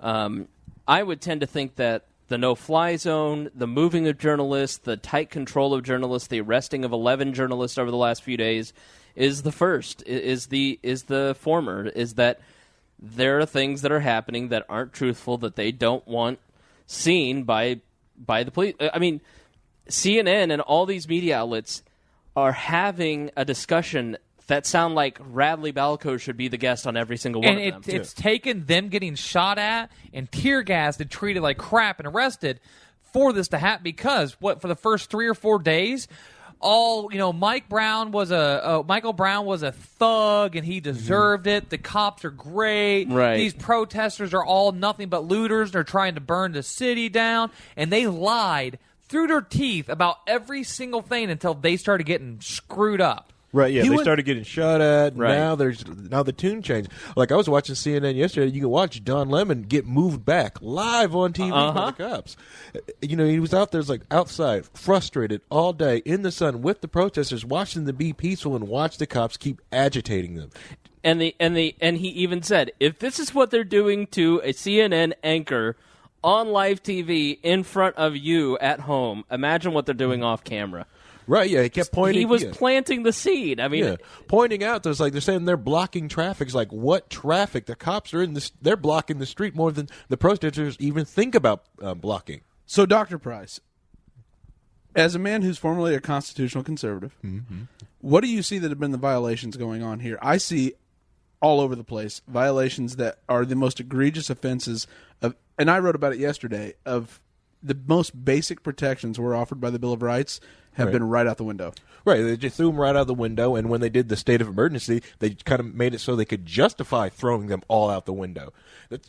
Let's see, they had that was with the curfew. Before that, they were eliminating when people had the whole idea to keep the protests moving, that marching. It's like, why do you have to keep moving? You just want to tire them out like they're dogs. That's all it is. Hopefully, if they keep marching, they'll go tired and they'll go home. And if they get tired and won't go home, they sit there and march, then we could just arrest them because they're not moving. They're not following orders. One thing to note on that is that even They keep saying it's for public safety to stop the looters and rioters, which the cops have been commanded not to do. They have not helped protesters with anything thus far. Maybe they've picked up a couple bottles or trash. Yeah, sure, Yeah. okay. They don't identify themselves when asked. But the Mayor James, Knowles and Chief Jackson have both been on record saying the looters were from Jennings and Delwood. And they said this early on, that they knew the looters weren't from there. So if they knew there was going to be looters and it wasn't coming from the protesters, and the protesters were going to stop it and have been documented stopping it, and the community leaders were saying we're not going to let this happen, then how come the cops weren't just lining the sides of the streets or standing in front of businesses or, anything else but what they did? And this has been decided. The Supreme Court has decided this long, long ago, that as long as you are not causing public disorder, you are in a public place, you do not even need a permit as long as you are not disrupting the public flow of business. So if you're on a sidewalk and you're protesting and you're not stopping traffic, you don't need a permit. If you're not blocking people Right. from getting into the store. You Now, are Obama, fine. his second statement on this, here's the direct quote. Let as me be far as I clear. can remember it. Let me be clear. I'm going to say I'm absolutely leaving nothing. out all the uhs because I don't have enough paper to write down how many times. Can he you says, look side to side, though, at each teleprompter? There is never an excuse for violence against the police. There is also no excuse for police to use excessive force against peaceful protesters. Here in the United States of America, police should not be bullying or arresting journalists who are just trying to do their jobs. Now, I'm sorry, Obama, but for being a constitutional scholar, you're kind of an idiot. Because in 1893, here's a direct quote from a ruling in Plumer versus State. Citizens may resist. Oh shit! She's breaking out. Citizens may resist unlawful arrest to the point of taking and arresting officer's life if necessary. 1893, that was established. Then we've got, that was upheld with John Bad Elk versus the U.S., House versus the People, State versus Leeds, State versus Gleason, State versus Robinson. And State versus Robinson, the quote was, an illegal arrest is an assault and battery and should be treated as such. As for grounds for arrest, the carrying of arms is in a quiet, peaceable, and orderly manner, concealed or about the person, is not a breach of peace. Nor does such an act of itself lend to a breach of the peace. That's in Wharton's Criminal and Civil Procedure book. And Is it a with breach all of that peace said, if it's on like a tripod? Is that yeah, So I made the statement that what happened if we went there and we went to an Army Navy surplus store and bought up all this gear and dressed the protesters exactly like the cops and put guns in their hands? They were legal to own them, and even unarmed, unloaded. If we just put guns in all their hands or gave them big sticks, do you know what the police response would be? But yet the people sitting there protesting are being corralled by a militarized police force with APCs and real guns, sniper rifles pointed at them, Smoke bombs, tear gas, Right. gun bullets to rubber those who bullets. died. Yeah. But if a cop saw somebody with a gun on them, they shot him. Somebody saw somebody with a knife, they were shot. They're afraid. You know what would happen Right, if yeah. I walked out there as a pink-haired, white tranny and stood there in all of my military, and all of my setup with my body armor, my helmet, my gas mask, and held their gun? They would shoot me and probably hit 30 people around me. Because no, you can't be dressed like us. And you look at the language. The cops referring to everyone else as civilians. Cops are civilians. Yep. The only people that are not civilians are high-end government officials and military. Those are the Diplomats. only people that aren't civilians anymore. The cops think they're military. You look at the military's been tearing apart the cops too, saying they have better armor and weapons and gear than I had when I was deployed downrange 2 years ago. 3 people in my unit died. If we would have had that body armor, we could have still been alive today. Well, what's happening is they're taking all of the surplus equipment from as they scale back the military. Program 1033. Now, Right. And so you're going to say something, and I'm going to go ahead and correct you here. I haven't even said it, you I know what incredible you're going to say asshole. because everyone else is saying it. The 1033 program has provided more desktops, computers, and desks and lamps than it has actual military gear. Untrue. No, it's the police department. So let Ferguson me and finish. everywhere else, Hold on. They bought that stuff with their own budgets, not with the 1033 program. So things like the MRAP, because the Lawrence Police Department here in Indianapolis just got a brand new MRAP. It's a $700,000 vehicle. And they're very proud of it. They put it in front of the Lawrence paper. Yeah, you can go to theindystar.com today and look it up, and they have a brand new police vehicle that is, it's massive, and it's a mine-resistant mine-resistant vehicle. And they were, Thank God, because Lawrence is traditionally a place where there are a lot of landmines. It only costs yes. It only costs the Lawrence Police Department, which Lawrence is like Ferguson. It's northeast part of Indianapolis. It's about 10 miles from downtown. It's it's your average suburb. Nothing goes on there really.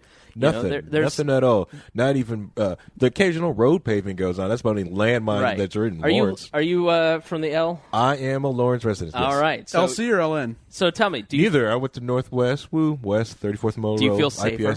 IPS. Oh no. Oh god. I call that the Carmel Speedway. So Lawrence is just a very quiet community, and they were given this. The only thing that they had to pay for this vehicle, it's a $700,000 vehicle. They paid $6,000 to have it brought to Indianapolis. Local business owners paid to have it stickered for the Lawrence Police Department because local community leaders thought that it was a good idea to have a military vehicle that previously was in Afghanistan, Iraq, or serving on a base where there might be landmines planted on an or was just never shipped over there. Exactly right. Because one thing to point out here is that we left most of the equipment over there that ISIS is now using, but we sold it to different governments and forces over there because it would cost too much to ship it back. And we made it so specifically for the terrain and environment in Iraq that we don't really want to keep it as a part of our regular military because it's worthless. It's $50,000 to bring it back, and it's $10,000 to blow it up there. Or we can just let ISIS have it and slaughter the Shias. That works too. And then it'll cost $2 trillion to defeat them later on. $1.3 trillion. Right. So, but the 1033 program's one thing, but the federal grants. Like, if you're driving around in Indianapolis right now and you see a Charger, that was paid for by a federal grant. And there comes strings attached to them, every single one of them. So every cop that's sitting in a Charger right now in Indianapolis, if I'm not mistaken, I'm pretty sure this is 99% verifiable, that those came from federal grants. And you look at Ferguson, they had 2 dash cams in the entire police department. Right. They had way more than that. No, they used to. No. They had 2. They were never installed. Oh, is that it? They never installed them. 2. They were never installed. They had machine guns. They had like the M16s, M4s. They had all this night vision, all this other cool Plenty stuff. of tear gas. Plenty. I don't know where you get all that. Like, is there a giant warehouse of tear gas somewhere? Walmart's profits are up huge because of their tear gas. If you're a police officer, regardless of what you think of this police officer, what he may or may not have done, his life is essentially over, at least for a good chunk of time. He will never probably work as a police officer again. He'll probably, who knows, commit suicide or protection program. Right. Yeah. I mean, he probably is just sitting there going, "Fuck." How many police officers today are buying dash cams? Whether the department issued it or not, I'm buying a dash cam. We have a mutual friend who has a dash cam in his Chevy Cobalt because he's like, why not? Why not have the extra sense of security? If I get pulled over, I've got the whole thing on tape. Yeah. Well, yeah, and the price of dash cams are coming down. They're not that expensive. And you can use your cell phone. They have different programs. You can just get one of those little mounts, and you stick your phone up there, bam, done. GoPro. Maya, Yeah. why do the Russians use dash cams? You once told me that the majority of Russians have dash cams. Oh, yeah. Why? Because it's accountability. And it's not because you have an insurance company or something else, and there's so many insurance scams going over there, and the police over there are horrible. But you have a dash cam, you have verifiable proof of exactly what happened, whose fault it was, what transpired, and so if somebody else is in an accident, you probably have a dash cam recording of it. What's the most common reason, though, I'm trying to get at, that you explain the Russians have? Could it possibly be something related to the police? Corruption. Thank you, Greg. Thank you. Jeez. There's no corruption in Russia. Spoon-feeding you.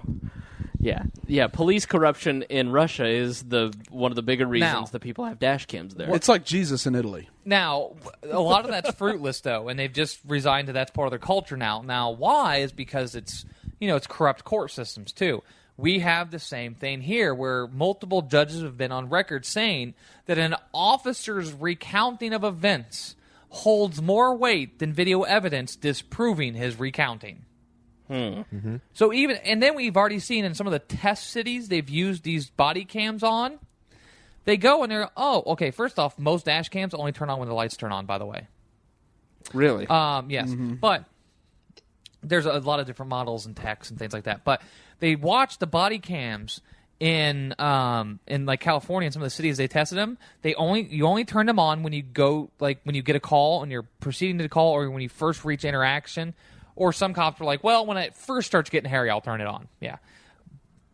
But they're like, okay, well, here's an incident. If a young black teen gets shot and lays in the street for 4 hours, that's when I click it on. Yes. Now, they noticed that they were like, well, let's review this event. We lost the data.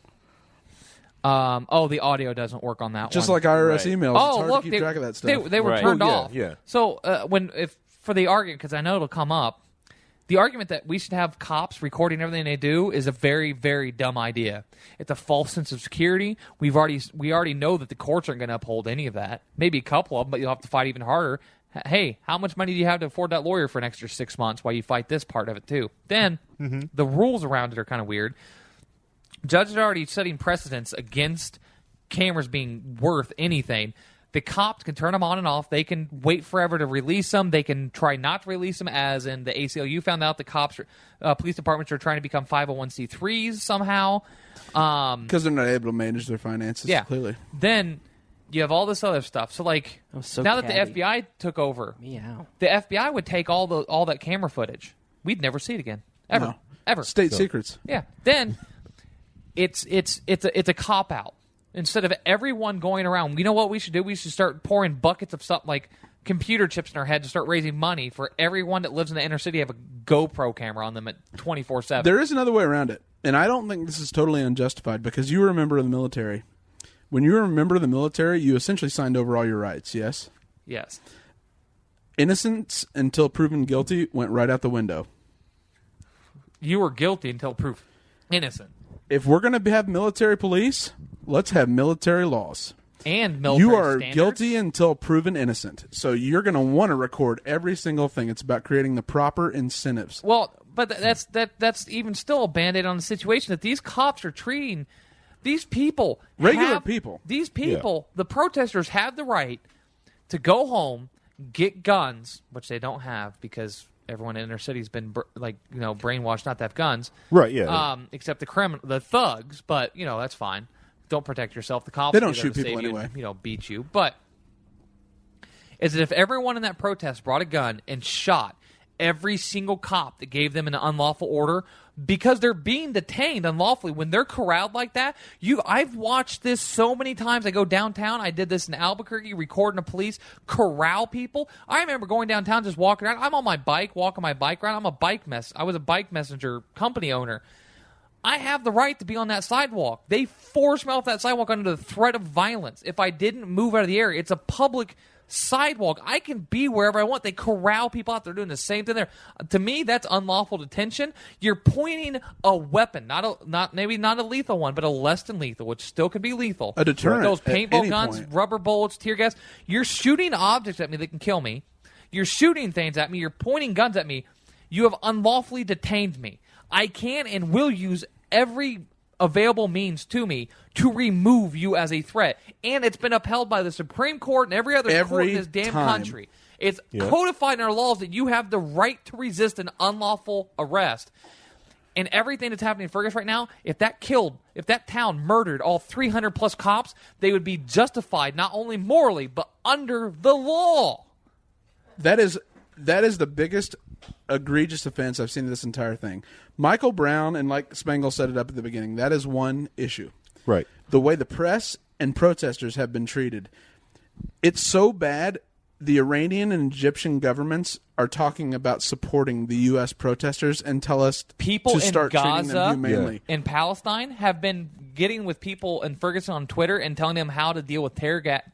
That's where they're Yes. getting the information. Yeah. Yes. The Gazans are telling us how to fight back against tear The gas. Palestinians. Wasn't the The sheriff? Palestinians, you're right. Wasn't the sheriff? Didn't some police authority had gone to Israel to study the tactics? The chief of police of Ferguson, yeah. Okay, yeah, he Yeah. had gone to study the tactics of how the Israelis deal with the Palestinian threat. And it was through a federal grant. They force young people that are malleable into service, give them sniper rifles, and go, instead of Call of Duty, you get to shoot those people over there. Have fun. And you get a paradise in the afterlife forever. Yeah. 72 virgins. So Okay, those are Jews we're talking about An- right now. Anderson Cooper And the 72 virgins thing's false. Anderson It doesn't Cooper- exist, but okay. Who knows? Anderson Cooper came from Israel back to Ferguson, and he said, I just changed my clothes so I had fresh clothes, but I brought all the same gear. All the same stuff that I used in a war zone, I brought to Ferguson, and I've almost had to use all of it in this situation. We're running long on time. We're So- already... Go ahead. So 1033, the law that allows these different local police enforcement agencies to apply to get leftover and spare military equipment Yeah. needs to be stopped. Alan Grayson. Hold on. No, it doesn't. That's the tip of the iceberg. Even to talk about the 1033 program is null and void. It came out in 97, I think. 97, yeah. And it keeps, Part of the NDAA. well, it's federal grants have been being given to police departments to buy equipment. Most of the stuff they're buying with their own budgets and with federal grants, far above and beyond the 1033 program. How do you think they have all their ammo? Look, the 1033 program was just now, I think, recently reinstated in Indianapolis because all the guns they were being given were coming up missing during annual reports. Then the 1033 program, along with other federal grants, they require you to use the equipment you're given at least once within the first year. So And you have to jumping prove at it. justification of it. Yes, now The justification comes from the DEA, which has ruled 60% of the United States a high-trafficked area for the drug trade. So you can trace a lot of this right back to the drug trade. Oh, yeah. Which, Oh, yeah. shockingly, about 4 different media outlets said the most effective defense against the war on drugs is decriminalization. Totally. Oh, that's what? where all of this stems If from. the Libertarians had only said that earlier. Yeah, I know. It's twofold. Is that It's almost like if there had been some libertarian writer covering police abuses and the excess and the rise of the warrior cop for years, And gone to IU. and gone to IU and given a speech, and then 2 valiant, brave young men recorded it as they if there's beat Bought their him way cheese through puffs. the women hell, of if there's IU. only been an organization that promotes the idea of filming police and police accountability, if there's only some organization, I don't know, Radley Balco and Cop Block. Oh yeah, Those Radley guys. Balco, that Why guy. are you a cop hater? There Why? is- Because I don't have the this is the mentality, and it's a societal thing that we think cops are there to protect us. They're not. You are your first line of defense. There's a new app out where you get together, you pay a monthly fee, and you get up with your neighbors and everyone else, and you create your own groups and go, I'm having trouble. You send an alert out, and your group comes over and helps you. You're being robbed. You have a medical emergency, something like that. So you're not relying on people 30, 40 minutes away. Used to be called neighborhoods. Yeah. Well, that's what it is, but Neighborhoods, it's through an app. communities. So if you're trapped in your house, it's 2 o'clock in the morning, no one else is asleep, you can send these alerts out and hopefully wake somebody up and go, hey, there's someone trying to break my house. But you should already be armed, or at least maybe put some locks in your doors, or not live next to a bad neighborhood with giant pane glass doors. Maybe put something on them or just anything. But people have left the idea of personal responsibility and defense in the hands of someone else. We've outsourced it. Yeah. And you can't do that. It doesn't work. Plus, a cop wrote an article that just came out, and he said, if you backtalk me and this and that, okay. New York Times. If Chris was walking down the street and I said, hey, stop, and he didn't, if I pulled out a gun and shot him, I would go to jail. But a cop, somehow their words are special because they've got a shiny badge. I mean, I've got a shiny badge right here in my purse. But the shiny badges grant extra rights crap with this whole community is that somehow because you tell someone to do something, the threat of violence now backs it up. But you're on public streets, you're a public servant.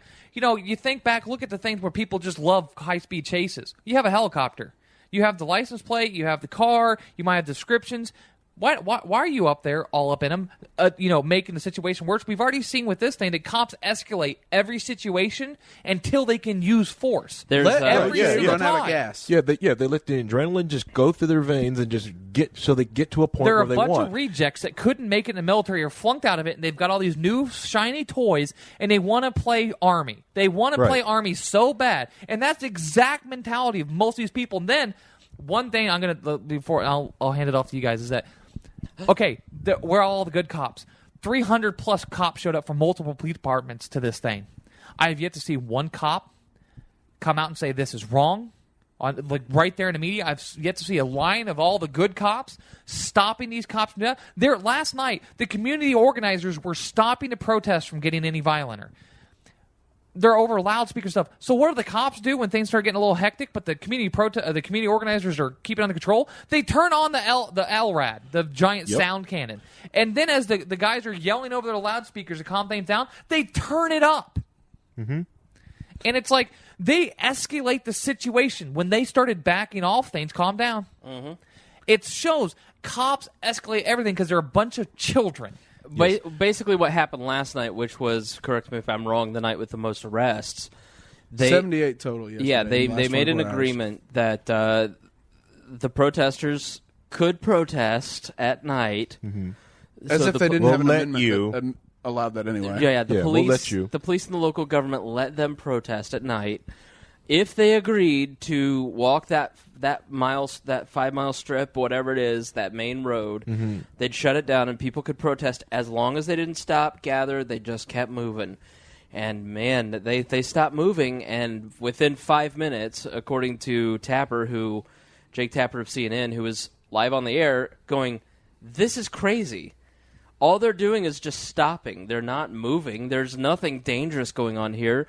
And then the police turned on the tear gas and started yelling and moving journalists, and The NRAPs come out, people get shot. It was They tried to drive through the crowd. That's been partly the most amazing part out of all of this is to have people like CNN anchors say what libertarians have been saying forever about police brutality. Well, and so you could see, I mean, you're probably listening to some of the bigger guys, so you probably picked up a lot more of it, is that they're all like, wait, why can't we film here? We were given permission to film here, but we should be able to film anywhere. Why do we have to move to the place where nobody is? Back to and the now command we've post. stumbled onto something interesting. I consume news probably like most people consume news. Major media outlets, a little bit through the day, not a ton. I don't dive in nearly as deep finding first sources as much as Miah has. So that to me is when I start to see other people saying what I believe to be true, and I'm not watching CNN going, "You guys don't get it. You're missing the point." Instead, I'm screaming, "Finally, you're seeing it."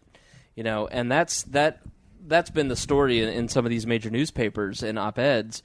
Is the libertarian moment finally here? Is what Rand Paul and other libertarians and Cop Block and some of these organizations, what they've said for years, what Radley Balco wrote a book on, and we posted his speech from last year, where he, gives you all the facts and information you're going to need. That was a year ago. The issue is, this is all legal. In case you were wondering, we are guaranteed free press. We're guaranteed it. Right. What we are not guaranteed is access Right. to information, which is how they justify it. Okay, let's move on to another fact-based portion. We're trying to be down the road as much as we can. Here's my personal view on a lot of this stuff.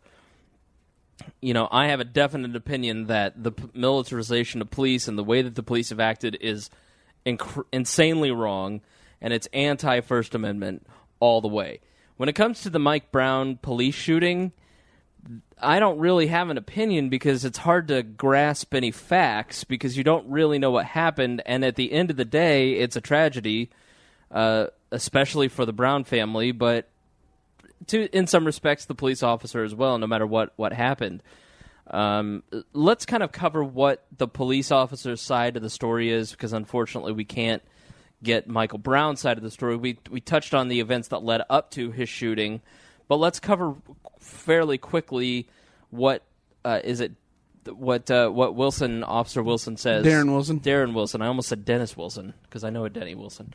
Darren Wilson says happened.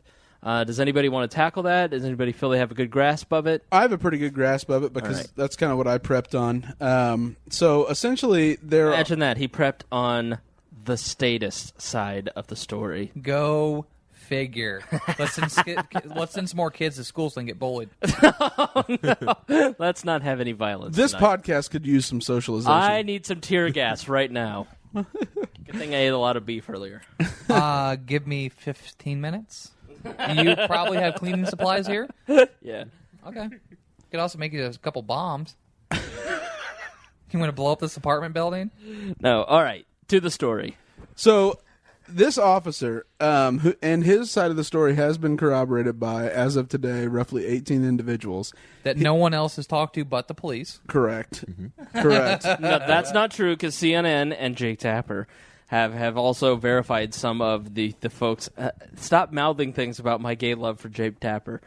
It's voluntary. It is voluntary. You know what's really cool is the video. Nothing wrong with gay right love. after the shooting and any of the pictures and video that came out, that there was probably about 4 people that could have seen the shooting actually go down, and then there was a bunch of people that showed up and talked to other people. So there's that. So there was the one. This will be fair and balanced, and we'll talk about the one video.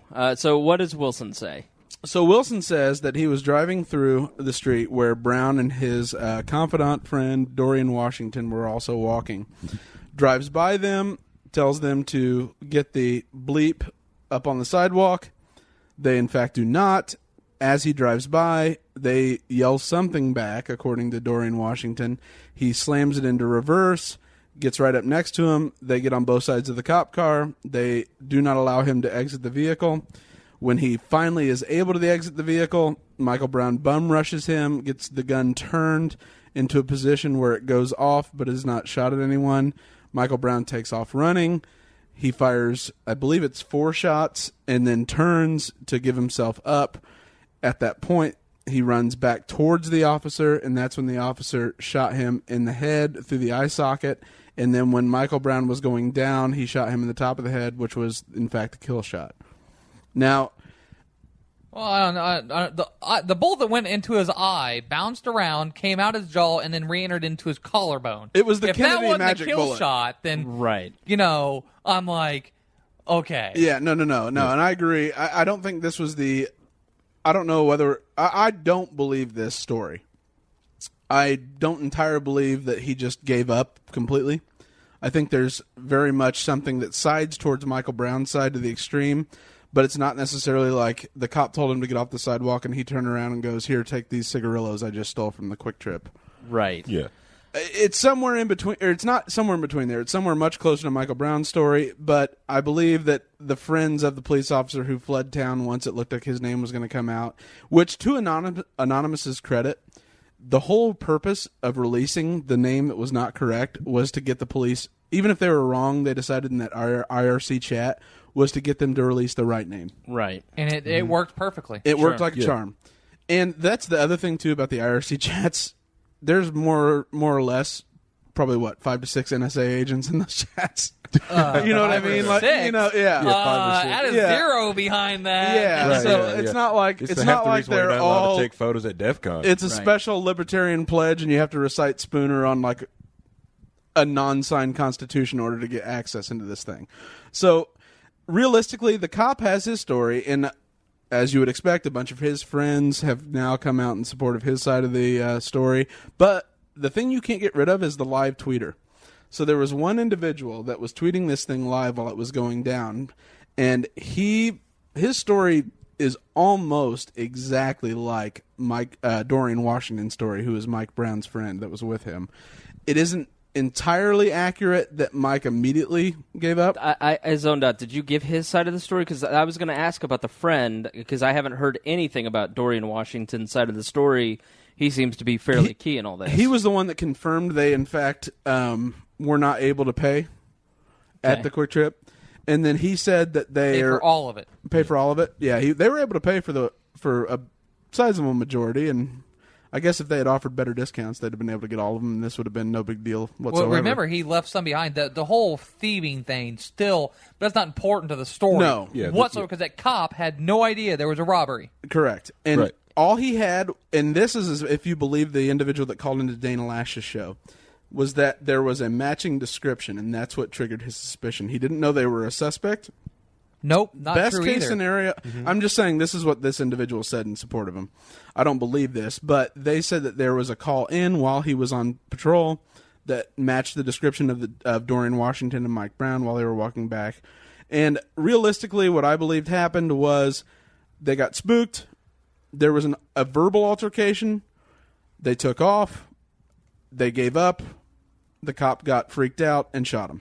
Now, there's also another part of that thing that was support either side, is that the cop tried to open a door, hitting Brown. Yes. Brown pushed door shut, and they struggled there. That's what the Someone struggle said, was. I looked over, and I saw Brown arm wrestling with the cop. And they're like, why would he be doing that? Reportedly, the police officer's been in the hospital with damage to his eye socket of some sort. Now, Yes. we also have Broken. to look at the mindset of both these people. Where Brown was and where he comes from, he's hiring a kite on the fact that he just graduated high school and he's going to college. And had He to was get supposed ahead to start do it. that Monday. So he was like, he got cigars. He's newly 18. You know, he's high on life right now, but he's in a community that's been unfairly treated by the cops for generations. So he has that. He knows cops love to shoot people and, escalate situations. He's a black man in a ghetto. And he knows that. that there, even though he paid for the cigars he has, there was a skirmish that may very well have There been might be reported. something else. So he's already amped up a million different ways. And but Right. And cop- he's 6'5", 320. And the cop, Yeah. Right. on the other hand, is in a black community. He's white. They hate cops. And to be in that situation anyways, be a cop there, patrolling there, and then to tell two kids in an basically an apartment complex to get out of the street. The autopsy He was- the autopsy definitely shows that he wasn't shot in the back, that he was shot facing the police officer. Either had his arms up. The question is, did he have his arms up in surrender, or did he have them as he Now, had his head down rushing His towards friend the cop? said there was times between shots. Yes. So that cop probably has a 15-round mag. He could have shot a couple times, and that one of the ones on his arm could have hit him. In which point in time he could have shot him from the back. He could have turned around, raised his hands, or anything else. So even with that autopsy report, that's just showing him laying on the table, and they're showing where the wounds are. We don't have the full workup. None of us are really qualified to break it down, but actually any scenario is still yet possible with that coroner's a report and that drawing. And there will be three done, because there's the national media spotlight on this is immediate, unlike the Zimmerman and Trayvon situation where it was months before the media really started paying attention to And that. the picture we you know, got, Right, the yes. picture you guys shared that had the extra hand-drawn thing on the side was from the private examiner that was not hired because he waived his fee, was asked to come out from New York, one of the most renowned medical examiners in the world, actually come out from New York, if I'm not mistaken. He's a forensic investigator, and do it for the family because the lawyer they hired, high profile. Has him on retainer, yeah. There was also the video that it's like 8 minutes long, and it's a guy who is just filming the body of Michael Brown, and Brown is laying on the ground, and about 6.5 minutes in, they unknowingly capture audio of a guy who was an eyewitness telling another guy a story that essentially corroborates. The guy uploaded the video to basically discredit the police's story because he was on the scene, but he didn't see it. But then in the background, you hear the story of one guy telling another who had seen it. He doubled back and he just kept coming at him. Yeah, he stormed him. He stormed him. He bum rushed him. But it's also a guy talking in the background. It's a guy talking in the background. You don't know who it is. We got to look at the tensions there and everything else. It's as if there's a cop and I was in that same position, that same scenario, I'd bum rush the cop too to stop myself from getting shot. Well, the difference in the two stories is one guy uploaded the video with the intent of discrediting the police officer's story. He very clearly, the guy who took the video did not see the shooting. He was, they just shot him for no reason at all.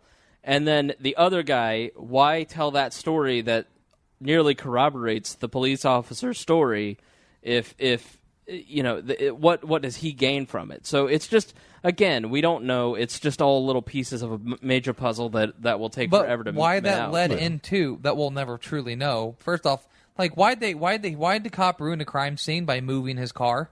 Right. Why didn't he call it in? I hadn't heard that until you just said that. Why didn't he call it in? How come they left the body there for 5 hours? What were they destroying, changing, doing? Why 5 hours in a street in a residential area? Right, yeah. But not one eyewitness said that the body was touched. Not one. Right.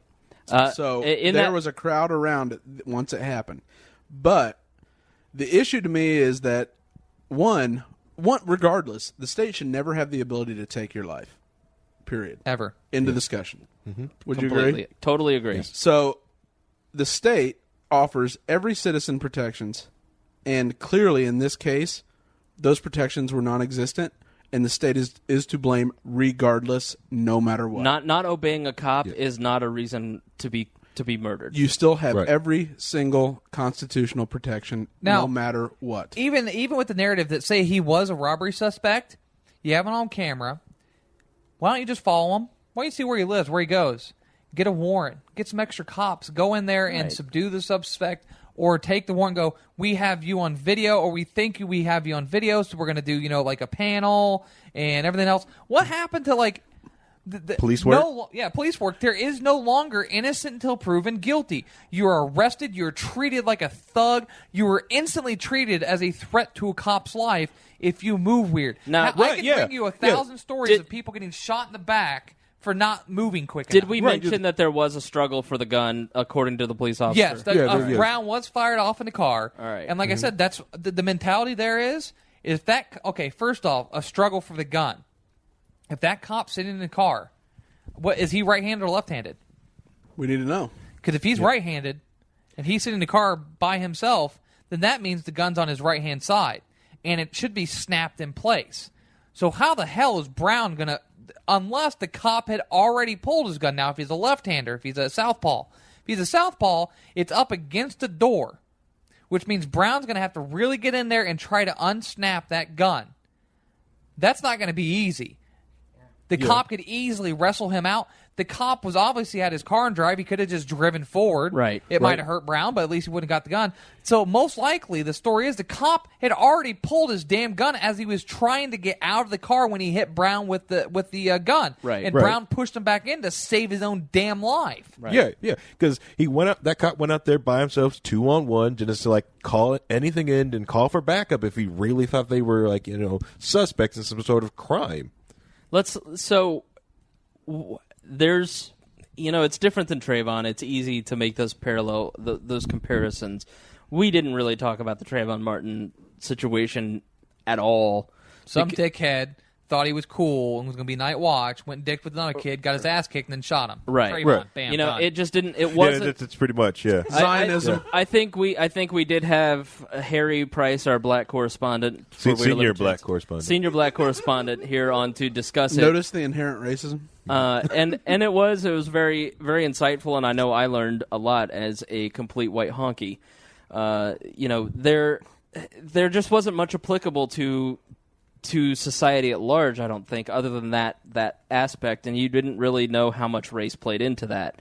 This, I think, it is directly applicable because of the situation, the escalation that the cops, in both the Brown situation and the protesting, the mentality that the police have had throughout this entire thing, disobey us and will escalate.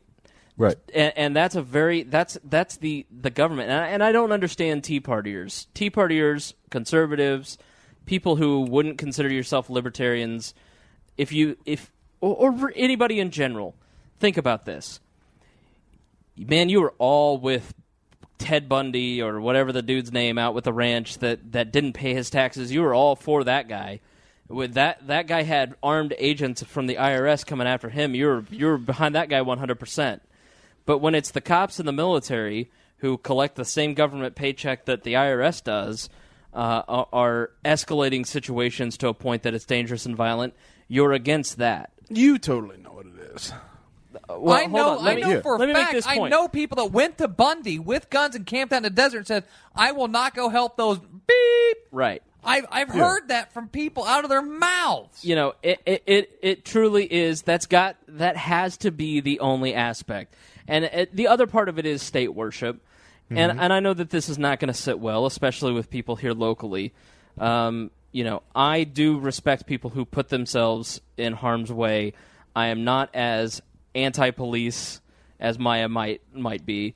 But anti-unnatural authority. But put themselves in harm's way how? They've got bulletproof vests. They have guns. They've got people to come and protect them on the call ready. They get on a radio. Hey, I need 5 more guys. I don't collectively. We're on the same streets. I don't collectively group every cop or every protester or every person. It's all individual action. There are good cops. There are bad cops. Protesters are individual actions. You group yourself together with all cops when you take that oath and you collect that paycheck and you agree to that thin blue line when you join that union. You don't step up and arrest the bad guys. How many cops do you see getting arrested by other cops? How many?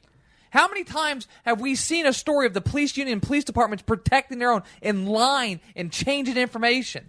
Right. Mm-hmm. Never. The prosecutors, the judges, and the cops all live to lie. Recently, when the Bassard case here in Indianapolis. Recently, there was a police officer that was killed on the line of duty. By all accounts, from people in the neighborhood, he seemed like a decent guy.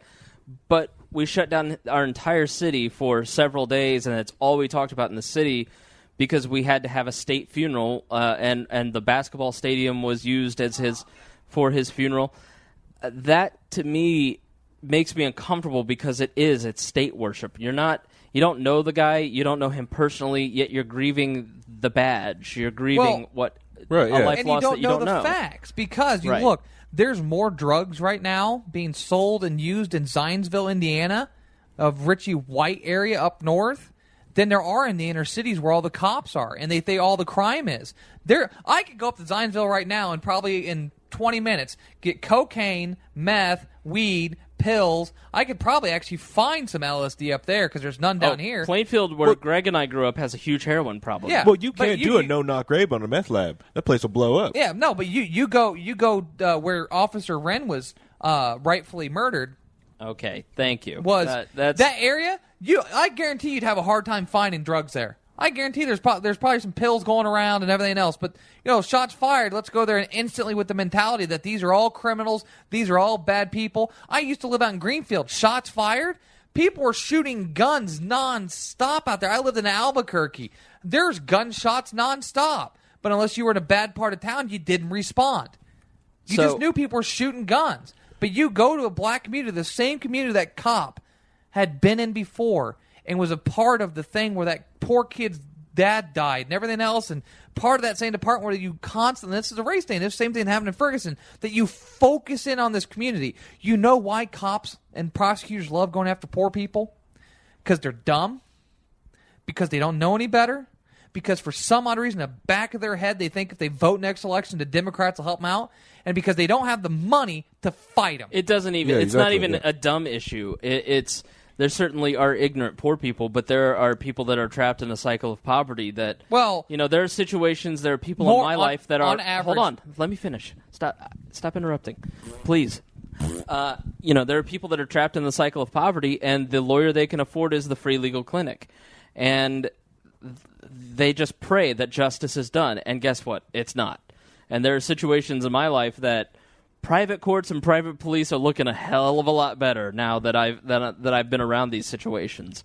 It is people who are in poverty are easy marks, and they're easy conviction rates because they can't defend themselves. They're not Tony Stewart. They can't hire Jim Voiles, the mega attorney here in Indianapolis, who got Mike Tyson a severely reduced sentence for raping somebody.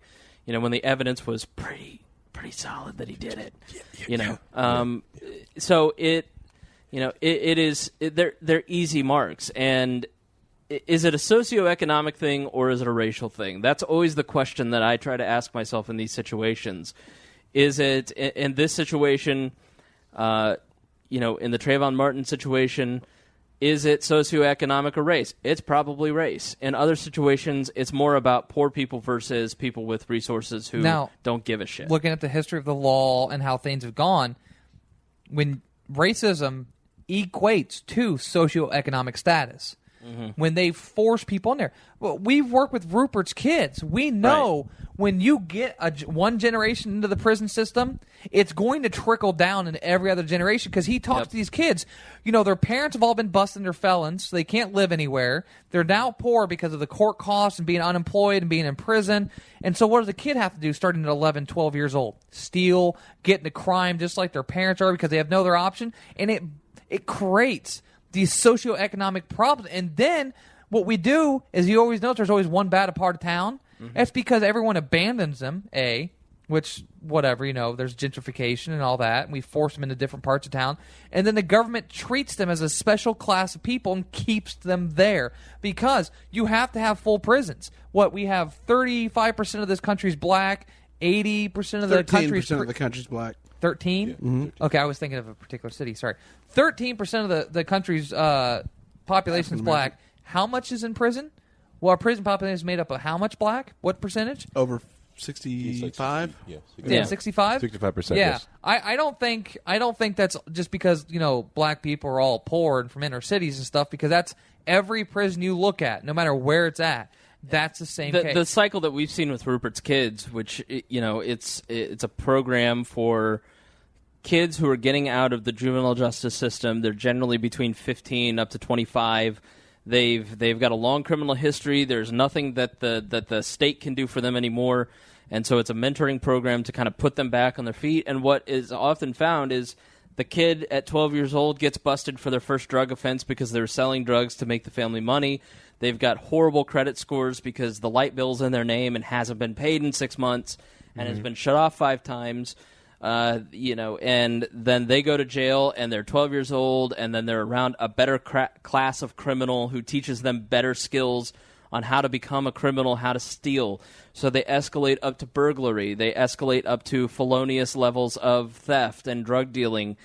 And then it just becomes a cycle, and that they never get out of. And then they have kids, and then their kids are in the same cycle, and the generation repeats itself every 15 years. And, it's said these poor kids are becoming adults sooner than anyone else, but we have a system where kids can't work, can't get a job, you can't emancipate yourself from your family, you can have credit cards and everything else taken out in your name, which are tied to you forever because people sell their identities, or, the crackhead mother or grandmother steals their identity for credit cards and stuff.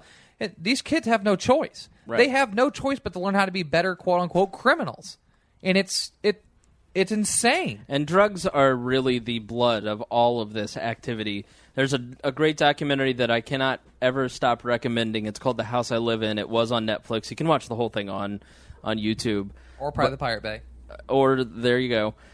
So check it out. The House I Live In, it talks about the war on drugs, its impact on poor communities, and all of this, every single aspect of it, can all be related to the war on drugs. Sorry, a young female lady just walked into my apartment. I know, it doesn't happen very often. Thanks. And she's not A-hole. naked, so yeah, this who obviously cares? ain't going to go anywhere well. So Back to race. Back to race. Harry, you're black. What do you think of all this? Well, the thing is, like, a lot of the socioeconomic stuff that happens to black people is because of race. Try to throw the Democratic Party under the bus, but it's the same thing. You notice, like, all the higher ups in Missouri, they're all Democrats, still racist Democrats, still hindering going after black people because Dixiecrats. Yeah, they're still here. They're not. They may have just, under the guise of wanting to help out minorities, stuff like that, use that to put money into different programs like that, but they're still going after black people and pushing them in different areas. Let's talk about Ferguson itself, because while we were taking a quick break, you never noticed the magic of radio. The magic of editing. We were talking about the systemic racism of Ferguson itself. Miah, can you start us off on that? Harry, fill in the gaps. Greg, you too? As far as what, its history? Yeah, some of the history of Ferguson. If you look at because my question again is, it's so easy just to go right to saying it's racism. And then you guys said, well, no, okay, Ferguson is kind of a shitty town. Ferguson in the St. Louis area, for a long time there was I want to say charter, but I'm pretty sure that's the wrong word. Basically a town's agreement on things that wouldn't otherwise be legal. Is that blacks weren't allowed to own property there. But some rich white people went and bought up a bunch of land, parceled out, and sold it for 100% markup to a bunch of black people. And kind of that's how a lot of the St. Louis town started. It was a compact, yeah. And that's going back to like the 1880s, 1890s. Right before Harding. Yeah. And they didn't kill Abraham Lincoln soon enough. But, so like... Vampire Slayer or the real one? Daniel Day-Lewis. And screw him too. But except Gangs of New York, that was beautiful. But is that this town was extremely segregated 100+ years ago. But the thing is, it was a I don't want to say Mecca. But I'm going to say Mecca for blacks wanting to have their own and create their own life and have their own city. And they created this airfield there that was this beautiful work of art. The Wright brothers went there. The first presidential flight ever was there. The first airmail was sent out of there. There was a lot of firsts. And some of the land deals kept getting shadier and shadier with the different whites moving in, and now the southern whites are moving out, and the racist whites are moving out there. And what they noticed is that the black people could vote, and we're voting in black leadership. And the white people are like, They noticed this. Yeah. we don't want none of that. And then there was We want blacks, pictures on the ballot. There was blacks. Do you with black really juries. think that the old white Southern women were like, nah? Screw you. But hilarious. they were noticing that there's black juries and there's black this and black no. So they tried to outvote all of that. They couldn't. So what they started their own towns. And over time, because blacks weren't allowed to just up and buy property, even though they were doing extremely well, because of some of the laws and because now they were basically being surrounded by racist white communities, they were forced into bad areas. Then they built the airport. And most of the people living in Ferguson are living there because they were forced out of their town. The main town I'm talking about now anyways, I don't remember what its name is, was forced out from the giant, overpriced, 500+ companies involved crap airport expansion. Jennings and Elwood. Yeah. And so they forced them there, and we're just like... And that's when the neighborhood, basically the complex of apartments that Brown was shot in and lived in with his grandmother in are the exact same ones that happened from. So these people were dislocated. There's more Think Cholo similarities Run. between Israel and Palestine. Polo Run are my refugees. former... Yeah. Full of refugees like Miah. But... That's basically what happened, and so a lot of people don't want to say racism this and racism that, and they could get out of it, and blah blah blah. Can you? No. You know how hard it is for anyone to go, I'm going to move 3 states away to a new city and live. Well, you usually have to have money and education to do that. You can't just like me right now with my insanity and lack of really codified talents. I'd have a hard time going anywhere. Unless I did construction work again. You have talents. Your talents are just coastal, not Midwest. Yeah, not real good for the Midwest. They're New York and L.A., just in Indianapolis. Yeah. The porn hotspots. Well, the construction I've done and stuff. So I have skills, but I don't have any certificates for it. Right. The industries I've worked in, you show your skills. But the same thing with these kids is that what opportunity they have ever had, and it's not just opportunistic this or that. Let's look at the concept of moving 3 states away or moving to a different neighborhood. Moving in and of itself costs, my move cost me about $3,000. Yeah, and then you're raised on Section 8 housing. Right. Yeah. But So not if all you- moves involve lawyer fees. And that's because I was able to. Thank you. And a broken car. And a heart, broken heart. And a very swollen scrotum. Oh. But no, you're right. It's not something you can easily see. I live paycheck to paycheck, but I was able to get credit in that time of, oh crap, I've got 7 days to move. I've got to figure out what to do. I've got to furnish a new apartment. I was able to, spend what little savings I had plus get extra credit, and I'm able, I'm back on my feet. I'm doing well, and I'm not poor. I'm a rich white person. Like, Yeah, so you went to the bank and was like, painting testicle over your mantle. But- testicle, skin color, give me credit. I have fine art from old Pottery Barn hanging above my fireplace. Okay, I do very well, and your TV's sitting on a very flimsy 14 table, Minimalist. and you That's a have an minimalist. alarm clock from 1982. Retro. That was Retro. actually in Back to the Future. When that hits, what was the time? Like 9:14 or 8:14? Old man Peabody's going to come out with a shotgun, and there's going to be a DeLorean that's going to show up. I have never gone to buy a media stand, so I use a $14 Costco mini card table. I don't even own a TV, but A tray table, and then that is my childhood alarm clock that has woken me up every day since the age of 4. Don't need money, don't need fame. I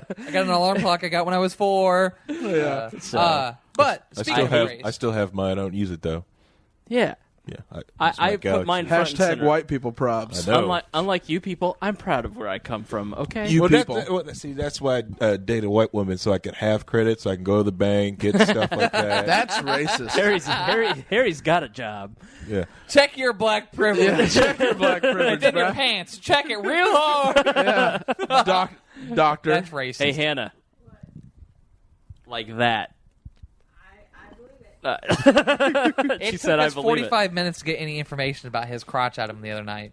Took He's- 3 women to get any. He's kind of packing a information. John Ham over there. I really want to say something Your he shared in knowledge private, of but I'm John not going Hamm's to. But penis is amazing. Listen, I know a so little bit. racism and poor people being forced into bad I know so situations. little Can't about. share this I with know my about podcasting. I know about libertarianism, and I know about John Ham's cock. That's all I know about the in life. trifecta. The trifecta. That's all I need to get by. Well, yeah, that's all you So, really Harry, need. John Ham's penis What keeps kind me of warm advice on do you lonely have nights. for these ghetto thugs? Yeah, what is all these black kids? How All would these rioters and looters. you? Let's say we put Harry in charge of the black community. What would you do? Don't go there. It's going to end poorly. You're like the black libertarian. You think Pope. I'm the harbinger of doom? You haven't heard shit yet. The opinions expressed by our senior black correspondent here on Weird Libertarians, Harry Price, are not the opinions of Maya Axton, even, let alone Chris Spangler, who are respectable members of Did society. you hear that? That was hell freezing over. Yeah. They are, on the other hand, all opinions of Hannah Drossich. Continue, Harry. Yeah, I kind of feel like put on the spot, like because there's what can they do, right? Because they're kind of stuck, pigeonholed in an area, right? You can try to. Only thing they could possibly do is try to educate themselves and get themselves out, Sure. And get shot in the process. right? But you Right. get shot in the process when you try to get out of there. Greyhound's no joke, bro. Yeah, How much do you think race plays into the shooting of Michael Brown and then the protests on the back end? Examine through the lens of race and racial politics. Examine those two situations through that lens for us. well, like when it comes to cops and people in general, when they see a black person, especially one that's 6 foot, I'm one of them, they automatically see a thug. They almost see someone who is threatening, no matter what you're doing. When I get pulled over from a cop, the first thing I do is have to turn the lights off and turn the lights on in my car to let them know I'm not a threat. Like a couple of times I've got out of speeding tickets because I swear that up and down the cops are like, I found a unicorn. I got a black guy without a police record. Hashtag DWB. I want to say Harry's been here for 3 hours. He's not looted a thing. Okay? And he's a real on prince. the No, last he's just podcast, he good. admitted he didn't like that fish and chicken place, Jordan's. Yeah, not a huge fan of Jordan's Fish and I Chicken. thought that was bullshit, by the way. I felt like you were trying to be hipster, like, oh no, I don't like that. I'm not a huge fan. I'll eat it, but that's not my favorite. So have I you love it. have you had experiences with police officers that are negative? I mean, that you feel are racially motivated? Yes, well, because they just see me, and it's the main reason, like, Miah have always asked me why I don't open carry. Because every time I've ever open carried, I've been stopped by police. Every time. Really? I know, like, people who open carry, they get it all the time, but no. I get it. They take my gun. They unload it. Even though if I can sit there and just run over the rights that they don't have the right to do it, they still do it. Right. Miah, you open carry all the time, right? Yes. Have you been stopped by the police for open carrying? When you haven't pulled it on a cop. For no reason. Well, if I ever pull on a cop, first off, you'd never hear about it, and second off, they'd never find the cop. But The only time I ever got pulled over for open carry was the time I had a gun in someone's mouth. That's my Miah impression. Thank you. Wow. why would I stick it in their mouth? I would never get that close to somebody with a gun. I know, and saliva by the barrel. No, man. you It's had- like he's not even a libertarian. Yeah. No, you Like, had your gun imagine in someone cleaning else's that mouth, and afterwards? then the police Oh, man. officer walked up. Oh, yeah, okay, your story's just falling apart here. But I've been harassed by police for having a gun. I was actually almost shot during a protest once because cops were beating the shit out of two Anon protesters that I'd convinced to walk in the street with Yeah, me. but you were in a tense situation. I'm talking Yeah. like Harry's at the mall, and the cop stops him for open I've carry. been talked to when I've been pulled over 4 times now, and I've told them I had a gun. They take it from me, unload it. But it's just walking around. I used to live downtown, and It no, was at a Speedway Right. gas station. And you were how tall? 6'1", And you have what color hair? Fuchsia. pink, Pinkish, but it wasn't always pink. strawberry pink.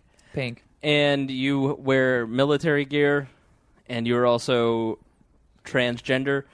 There's really no reason. Like, I'll walk around with a drop holster on. It's like, there is inherently, even in Indianapolis, Harry gets dicked with constantly.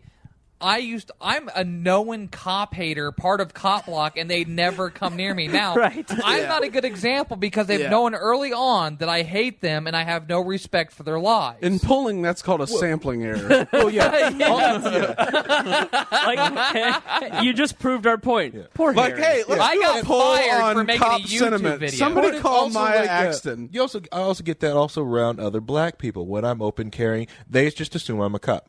Naturally assume. They see a black guy who is open and carrying. the Domo shirt. You do have a mustache. Yeah, there's like, oh, you got his cop. I've been working on this one since Porkfest, actually. Mustache, gun, must be a cop. What were you going to say, Greg? No, nothing. I just one. I think it's amazing the transition you've made from constitutional conservative when you were on your last show to now you are a fully committed myarchist. Myarchist. An axtarchist. Just a slide. It's a very is. steep slope. You get on, and things just start making sense, and then you end up at the bottom. I'm a horrible influence. I'm sorry. that Well, is that's the true. thing is Maya's one of those people. She's principled, so it's very appealing. Well, so yeah, the problem is though, you went from a neocon to a myarchist in since January. Well, the thing is, 6 months. if you view I view the political spectrum on a line graph. So on the far left, you've got completely like Bernie Sanders from Vermont. just super tyranny on the far left, and on the right, nothing, no government, nothing. I always respect myself closest to that line as you possibly could get, and then I just kind of tipped over that line and just kept going. Yeah. You were seduced by a charismatic individual who had principles to back him up, weren't you? That is a dangerous situation. Oh, to be cut in. There's no Maybe. doubt Maya is a cult leader. Oh, for sure. She will have her own cult someday. No, and I mean I can say it without a doubt. Like What were when we I talking joined about this last podcast, weekend? I didn't know what I did not Hashtag know libertarian You principles. got your Go whatsoever. box ready yet? Hold on. Yes, I've got most of it ready. You got most of it ready? Well, when it's ready, give it to me and I'll take Do what it. she says, or else. What were you going to say, Greg? No. I mean, it's been an amazing transition from the last time we appeared with Harry to where he is now is nothing short of astounding. Because afterwards, I was like, "You're like, so what do you think of Harry?" I said, "I thought he was great. I Oh, thought he yeah. did really good, but I can't have 2 Greg Lenses on the show." Yeah. And you were like, "I loved Harry. Harry was awesome." I He want agreed to with me. He I wanted want to to do bomb a show people. with Harry right now. Now it's like, I'm going to block him on Facebook, too. Oh yeah, I'm going to out voluntary you two. I'm not going to block anyone. I'm going to out voluntary you two. I'm going to kill you. So Before I die, I will be the death of you. I'm sorry. I won't join ISIS. Harry, other black thoughts? Oh my gosh. He's Canadian. It's okay. That's all right. Give him some maple syrup. Hook it Harry's, over. I can say whatever I You want. have to tell any of us to check our privilege. Yeah. Listen, Harry's my friend. It's okay. I can say that. I got a black friend. I've got two. You I've know got what? Harry You know and what? Someone Abdul. made the statement that saying I know a good cop is like the statement I have a black friend, or I have a gay friend, or I have a trans friend. I watched this cop help an old lady with her groceries at CVS once. Yeah. I watched right. a cop Let's press get back to Blair. some old lady's face into a brick wall once. I've asked Harry a question. Can you repeat the question? Other black thoughts, Harry? Other black thoughts? Well, there's the same thing that was happening like in Missouri. I'm shocked it hasn't started to spread yet, but because it's the same mentality that happened on most of the border states that happened during the Civil War. It's the same type of mentality, like the way, like the commodity hoarding. Yeah, why St. Louis was the same way like that in that whole Missouri area. The same thing that happened here in Indiana. The same thing that happened in well, it happened up to like, about Martinsville. Right. It's getting carved up the way it did because there were several different towns in Indiana that were all black ran, had several huge black farms. The only state in the union that's ever elected a KKK representative. Yes. Indiana. Right. Current. Let me give you a KKK. piece of advice because you're my friend. Don't go to Muncie. Stay out of Marion. It's funcy. Stay out. They have crab racing there. Your ex-wife goes there from time to time. Does she bring her own crabs? She wins. She wins crabs all the time. Her own? I don't know. She's not a breeder. Well, that was uncomfortable. That was. Let's cleanse our palate. More black thoughts, Harry. Yeah. Well, to be honest, the most place I've ever been in the United States, I've been all kinds of different places, is that I've never felt more unsafe than I did in Boston. I couldn't have my gun. As a black Irishman, you felt I couldn't have my unsafe? gun. I couldn't have my knife. I was just like, wow, I feel so naked. And no one else has weapons. How far have they come since throwing tea into the harbor? There was a border check between New Hampshire and Massachusetts. Look for fireworks. Well, the Free State Project. Yeah. Right. Yeah. So solutions, as a person that may have come from Africa at one point in time in your long lineage. Oh wow! What is this? What's of a the sudden I Oh my God! Well, all of a sudden, Greg is no longer the show racist. No. So when you were on the Northern Passage, Harry. No, I said may have at one May point in or may time not came have. from Africa in your long line of your that he didn't necessarily. His family may have never have ever lived in Africa unless you believe all people originated in Africa. But I do. that's crap. But Evolution, bro. We all originated in Somalia, right? Evolution, brah. you know what? Is that why everyone tells me to go back to Somalia? Is that Go where back we're to from? Africa. No, Eritrea. Landlocked Should I Somalia. de-evolve and I'll end up in Africa? I'm Sumerian as a motherfucker. But, okay, Harry, what Too would late, you bro. say would be a good solution for, like, how to stop this police crap in the black community, short of just shooting cops whenever they enter your community? Well, like Jesus. I think the first part is to have black people just stop segregating themselves, like forming. Well, this is the black caucus. This is the black neighborhood. Stop that. Just drop that. Just become a community. Don't just become a segregate neighborhood. yourselves. Form large groups. Right. Maybe. Yeah. Big tent. Preferably in white hoods. Right. Large crowds of black people. That will help, Harry. Thank you. Yeah. Form big giant groups. Maybe take a page from the Free State Project, make a black state project. Get a state. Move all the black people there. I can see that ending in a tactical nuke strike. No, I mean from a police standpoint, even there's poor whites and everything else involved. Please put your black fist down. Oh shit! Sorry. No, and I understand that sentiment too. Is don't treat yourself special. Don't create special classes. I see it with like the trans people. Like, let's get all the trans people and just hang out with trans people. No, Right. What? They are all just hanging out, especially here in Indianapolis. Like I don't.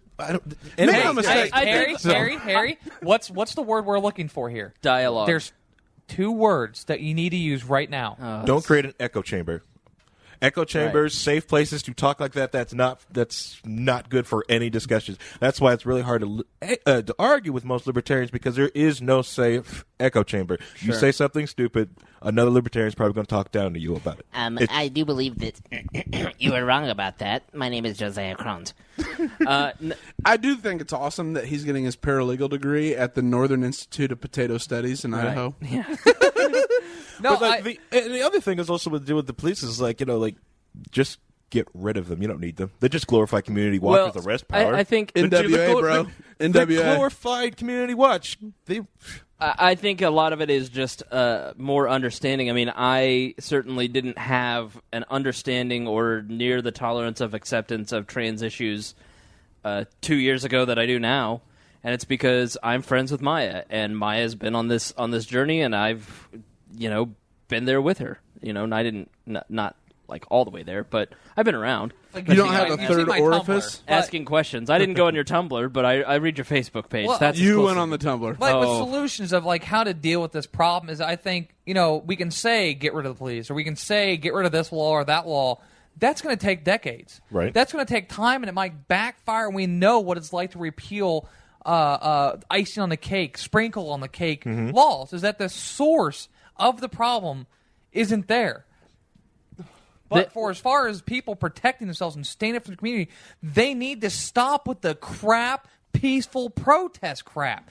You have an invading violent force. You must stand up to them. Don't do it on public streets. Have your protests. And when people start shooting and pointing guns at you, your life is being threatened. I don't care if it's a cop, if it's a gang member. I mean, imagine if a gang came into town right now and started pointing guns at people. Do you think it would be laughed at, or you'd make your goofy fucking face if people shot back at them? No. Hey. The fucking cops come in and point their guns at people that are doing nothing wrong, breaking no laws. Their constitutional rights are being violated. Their inherent human rights are being violated, and you're just supposed to stand there and take it. It didn't work in the 50s, and it's not going to work today. So, Harry, Right, yeah. how big is your penis?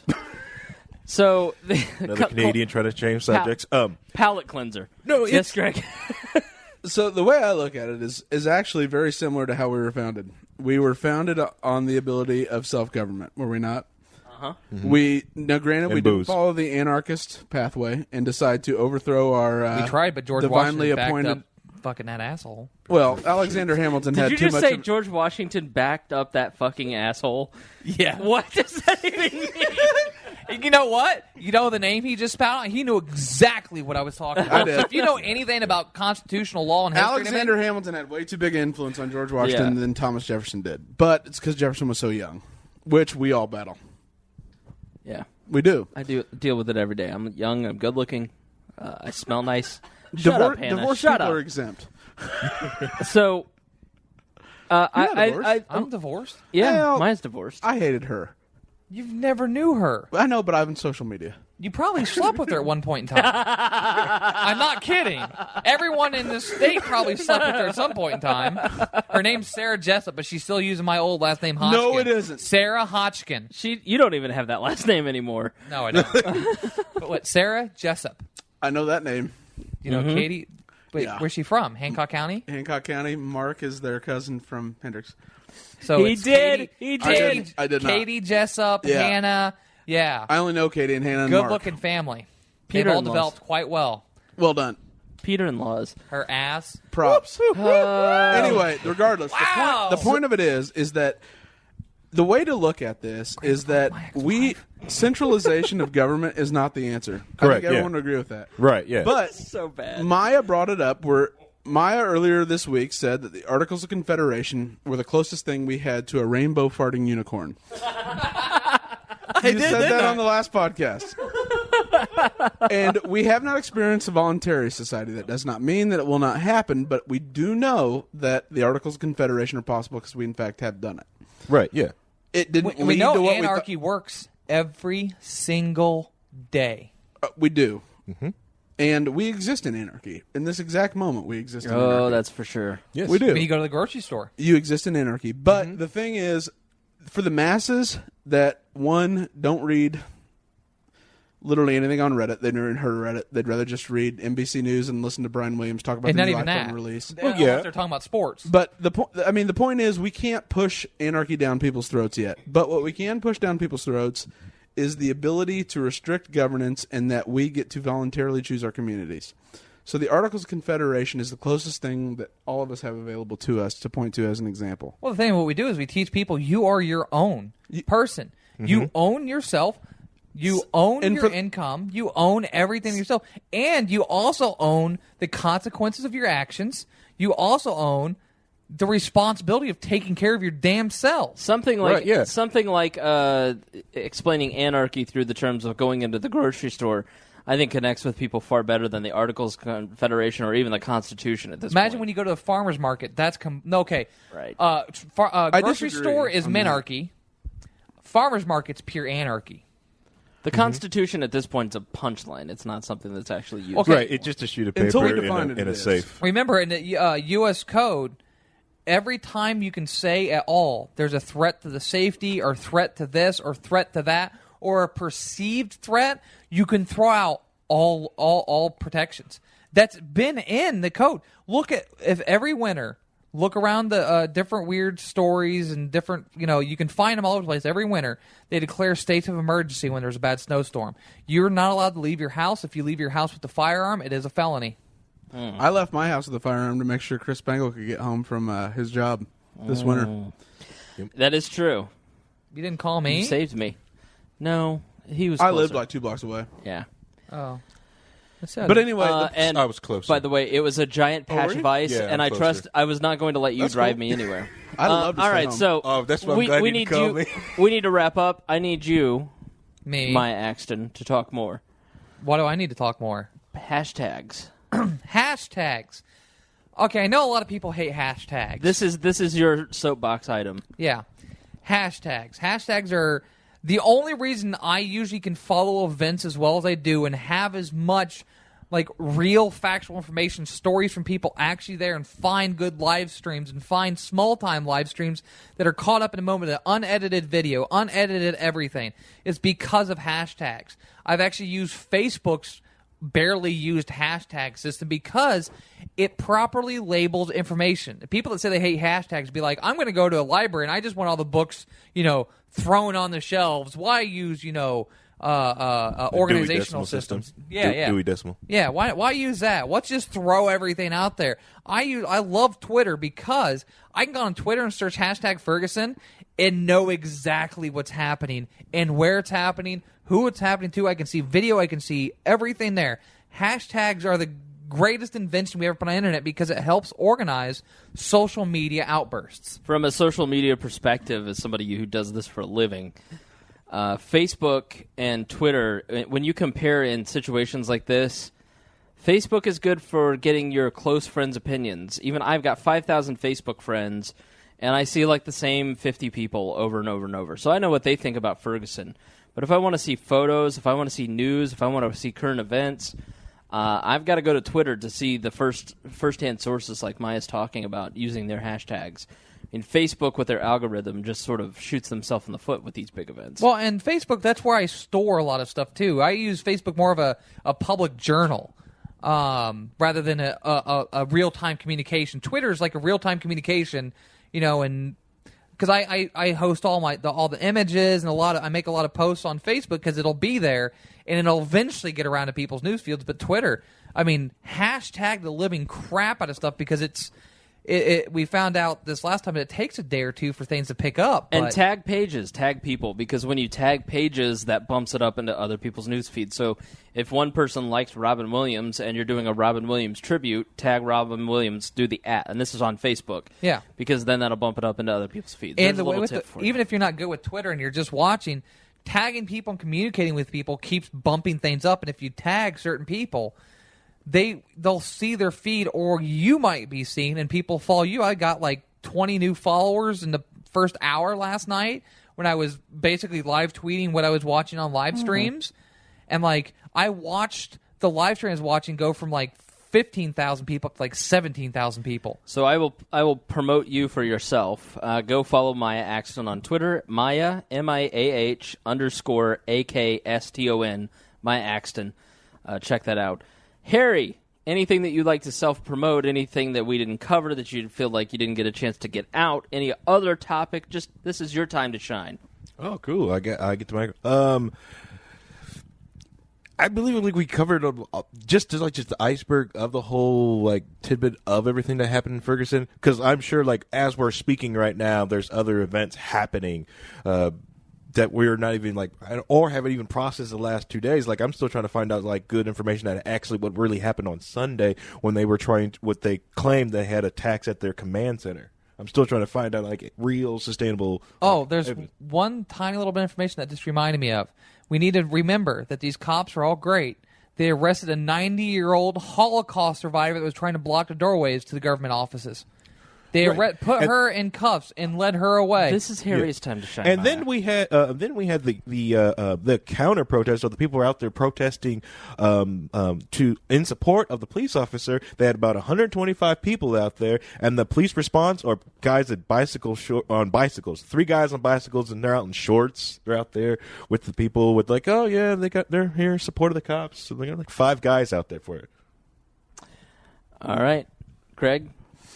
2 things. One, what this really illuminates is that we have got to demilitarize the police in this country. That is, without a doubt, got to be a priority. Will it happen? Maybe, maybe not. But we have to start really examining ways of doing that. And in fact, we have to examine ways of making sure that our Constitution does have teeth. Because I think everyone on this panel would agree it doesn't at this moment. And we've witnessed a violation of every single constitutional amendment that we have in regards to the Bill of Rights. The freedom of press has been restricted. The freedom of assembly has been restricted. Mm-hmm. Quartering soldiers, if you're a resident of Ferguson, I think you could probably make an argument. Right. Yeah. We are in a very bad position. What they're going to try to do is they're going to try this. The ACLU's filed a lawsuit. In 1999, there was a World Trade Organization protest in Seattle. Mm-hmm. The protesters against got very quote-unquote rowdy. In today's terms, they were totally fine and made the Ferguson protesters look like choir boys. But they ended up siding with the protesters. However, they did say that it was disparate impact because the police did not take any action against those in support of the World Trade Organization. Didn't they let those anarchists take over a building? They did. They did. Now, the other thing you're going to have to worry about is that the police have asked citizens not to record their activities. That, if it ever makes it to the Supreme Court, this Supreme Court, any Supreme Court, is going to tell you without a shadow of a doubt that is unconstitutional. Lastly, police are deploying tear gas and rubber bullets against protesters. That one's going to be unconstitutional if it ends up getting its day in court. I don't care about keeping order, anything. When an 8-year-old kid gets hit by tear gas, you're done. Yeah. And you see those, remember when they were shooting the tear gas and rubber bolts in a residential? All those people probably into at home homes. sleeping? Yeah. Yeah. Into homes. And then last but not least, the fourth way that this has been the Constitution has been infringed is that area law enforcement have consistently arrested and searched black people more frequently than whites with all of these protests. That right there is disparate impact, and we already had that ruling last year in the New Haven firefighter case. It's coming. File the case, ACLU. Do everything you can to try to pull back the reins of big government. And something to add on to that that came out last night that you might not have seen is that they were going there was reports of them going door to door searching homes and basically. And this was not Boston. This was not. Yeah. The There was no Sarnet terror brothers. attack. Yeah. Supposed terror attack, but All right, kids. Thank you for joining us on this episode of Weird Libertarians. Maya, Harry, it's been a pleasure. Greg, thank you. I've enjoyed it. Greg, are you following me on? Are you back unblocked on Facebook? Do I just have to type you? Because I'm actually still friends with Maya Bang and Maya Dalek. Okay, you have to go to your settings. Okay. No, we'll do this off air. Yeah. All right. Thank you for joining us on We Are Libertarians. I We love hope all that. of you. Listen, we posted 10 hours the last week, so we're back. with a Sam vengeance. Woties, quit complaining. Yeah, stop it. All Complain more for me. I've had enough Samantha's nagging me Beg for one for lifetime. me. All right. Thank you for joining us here on the podcast. And next week or next weekish, we promise To do better next time. I don't. Oh God, what are you posting on Twitter? And Facebook. I've been all over the fucking Twitters. I know. The interwebs. Have you guys seen my prodigy.net email address? Music for We Are Libertarians is provided by Hoosier musician Brian Keith Wallen. Please check out his website, briankeithwallen.com. The song is Bad Spell. I'm unsettled. All this talk about taints has me discombobulated.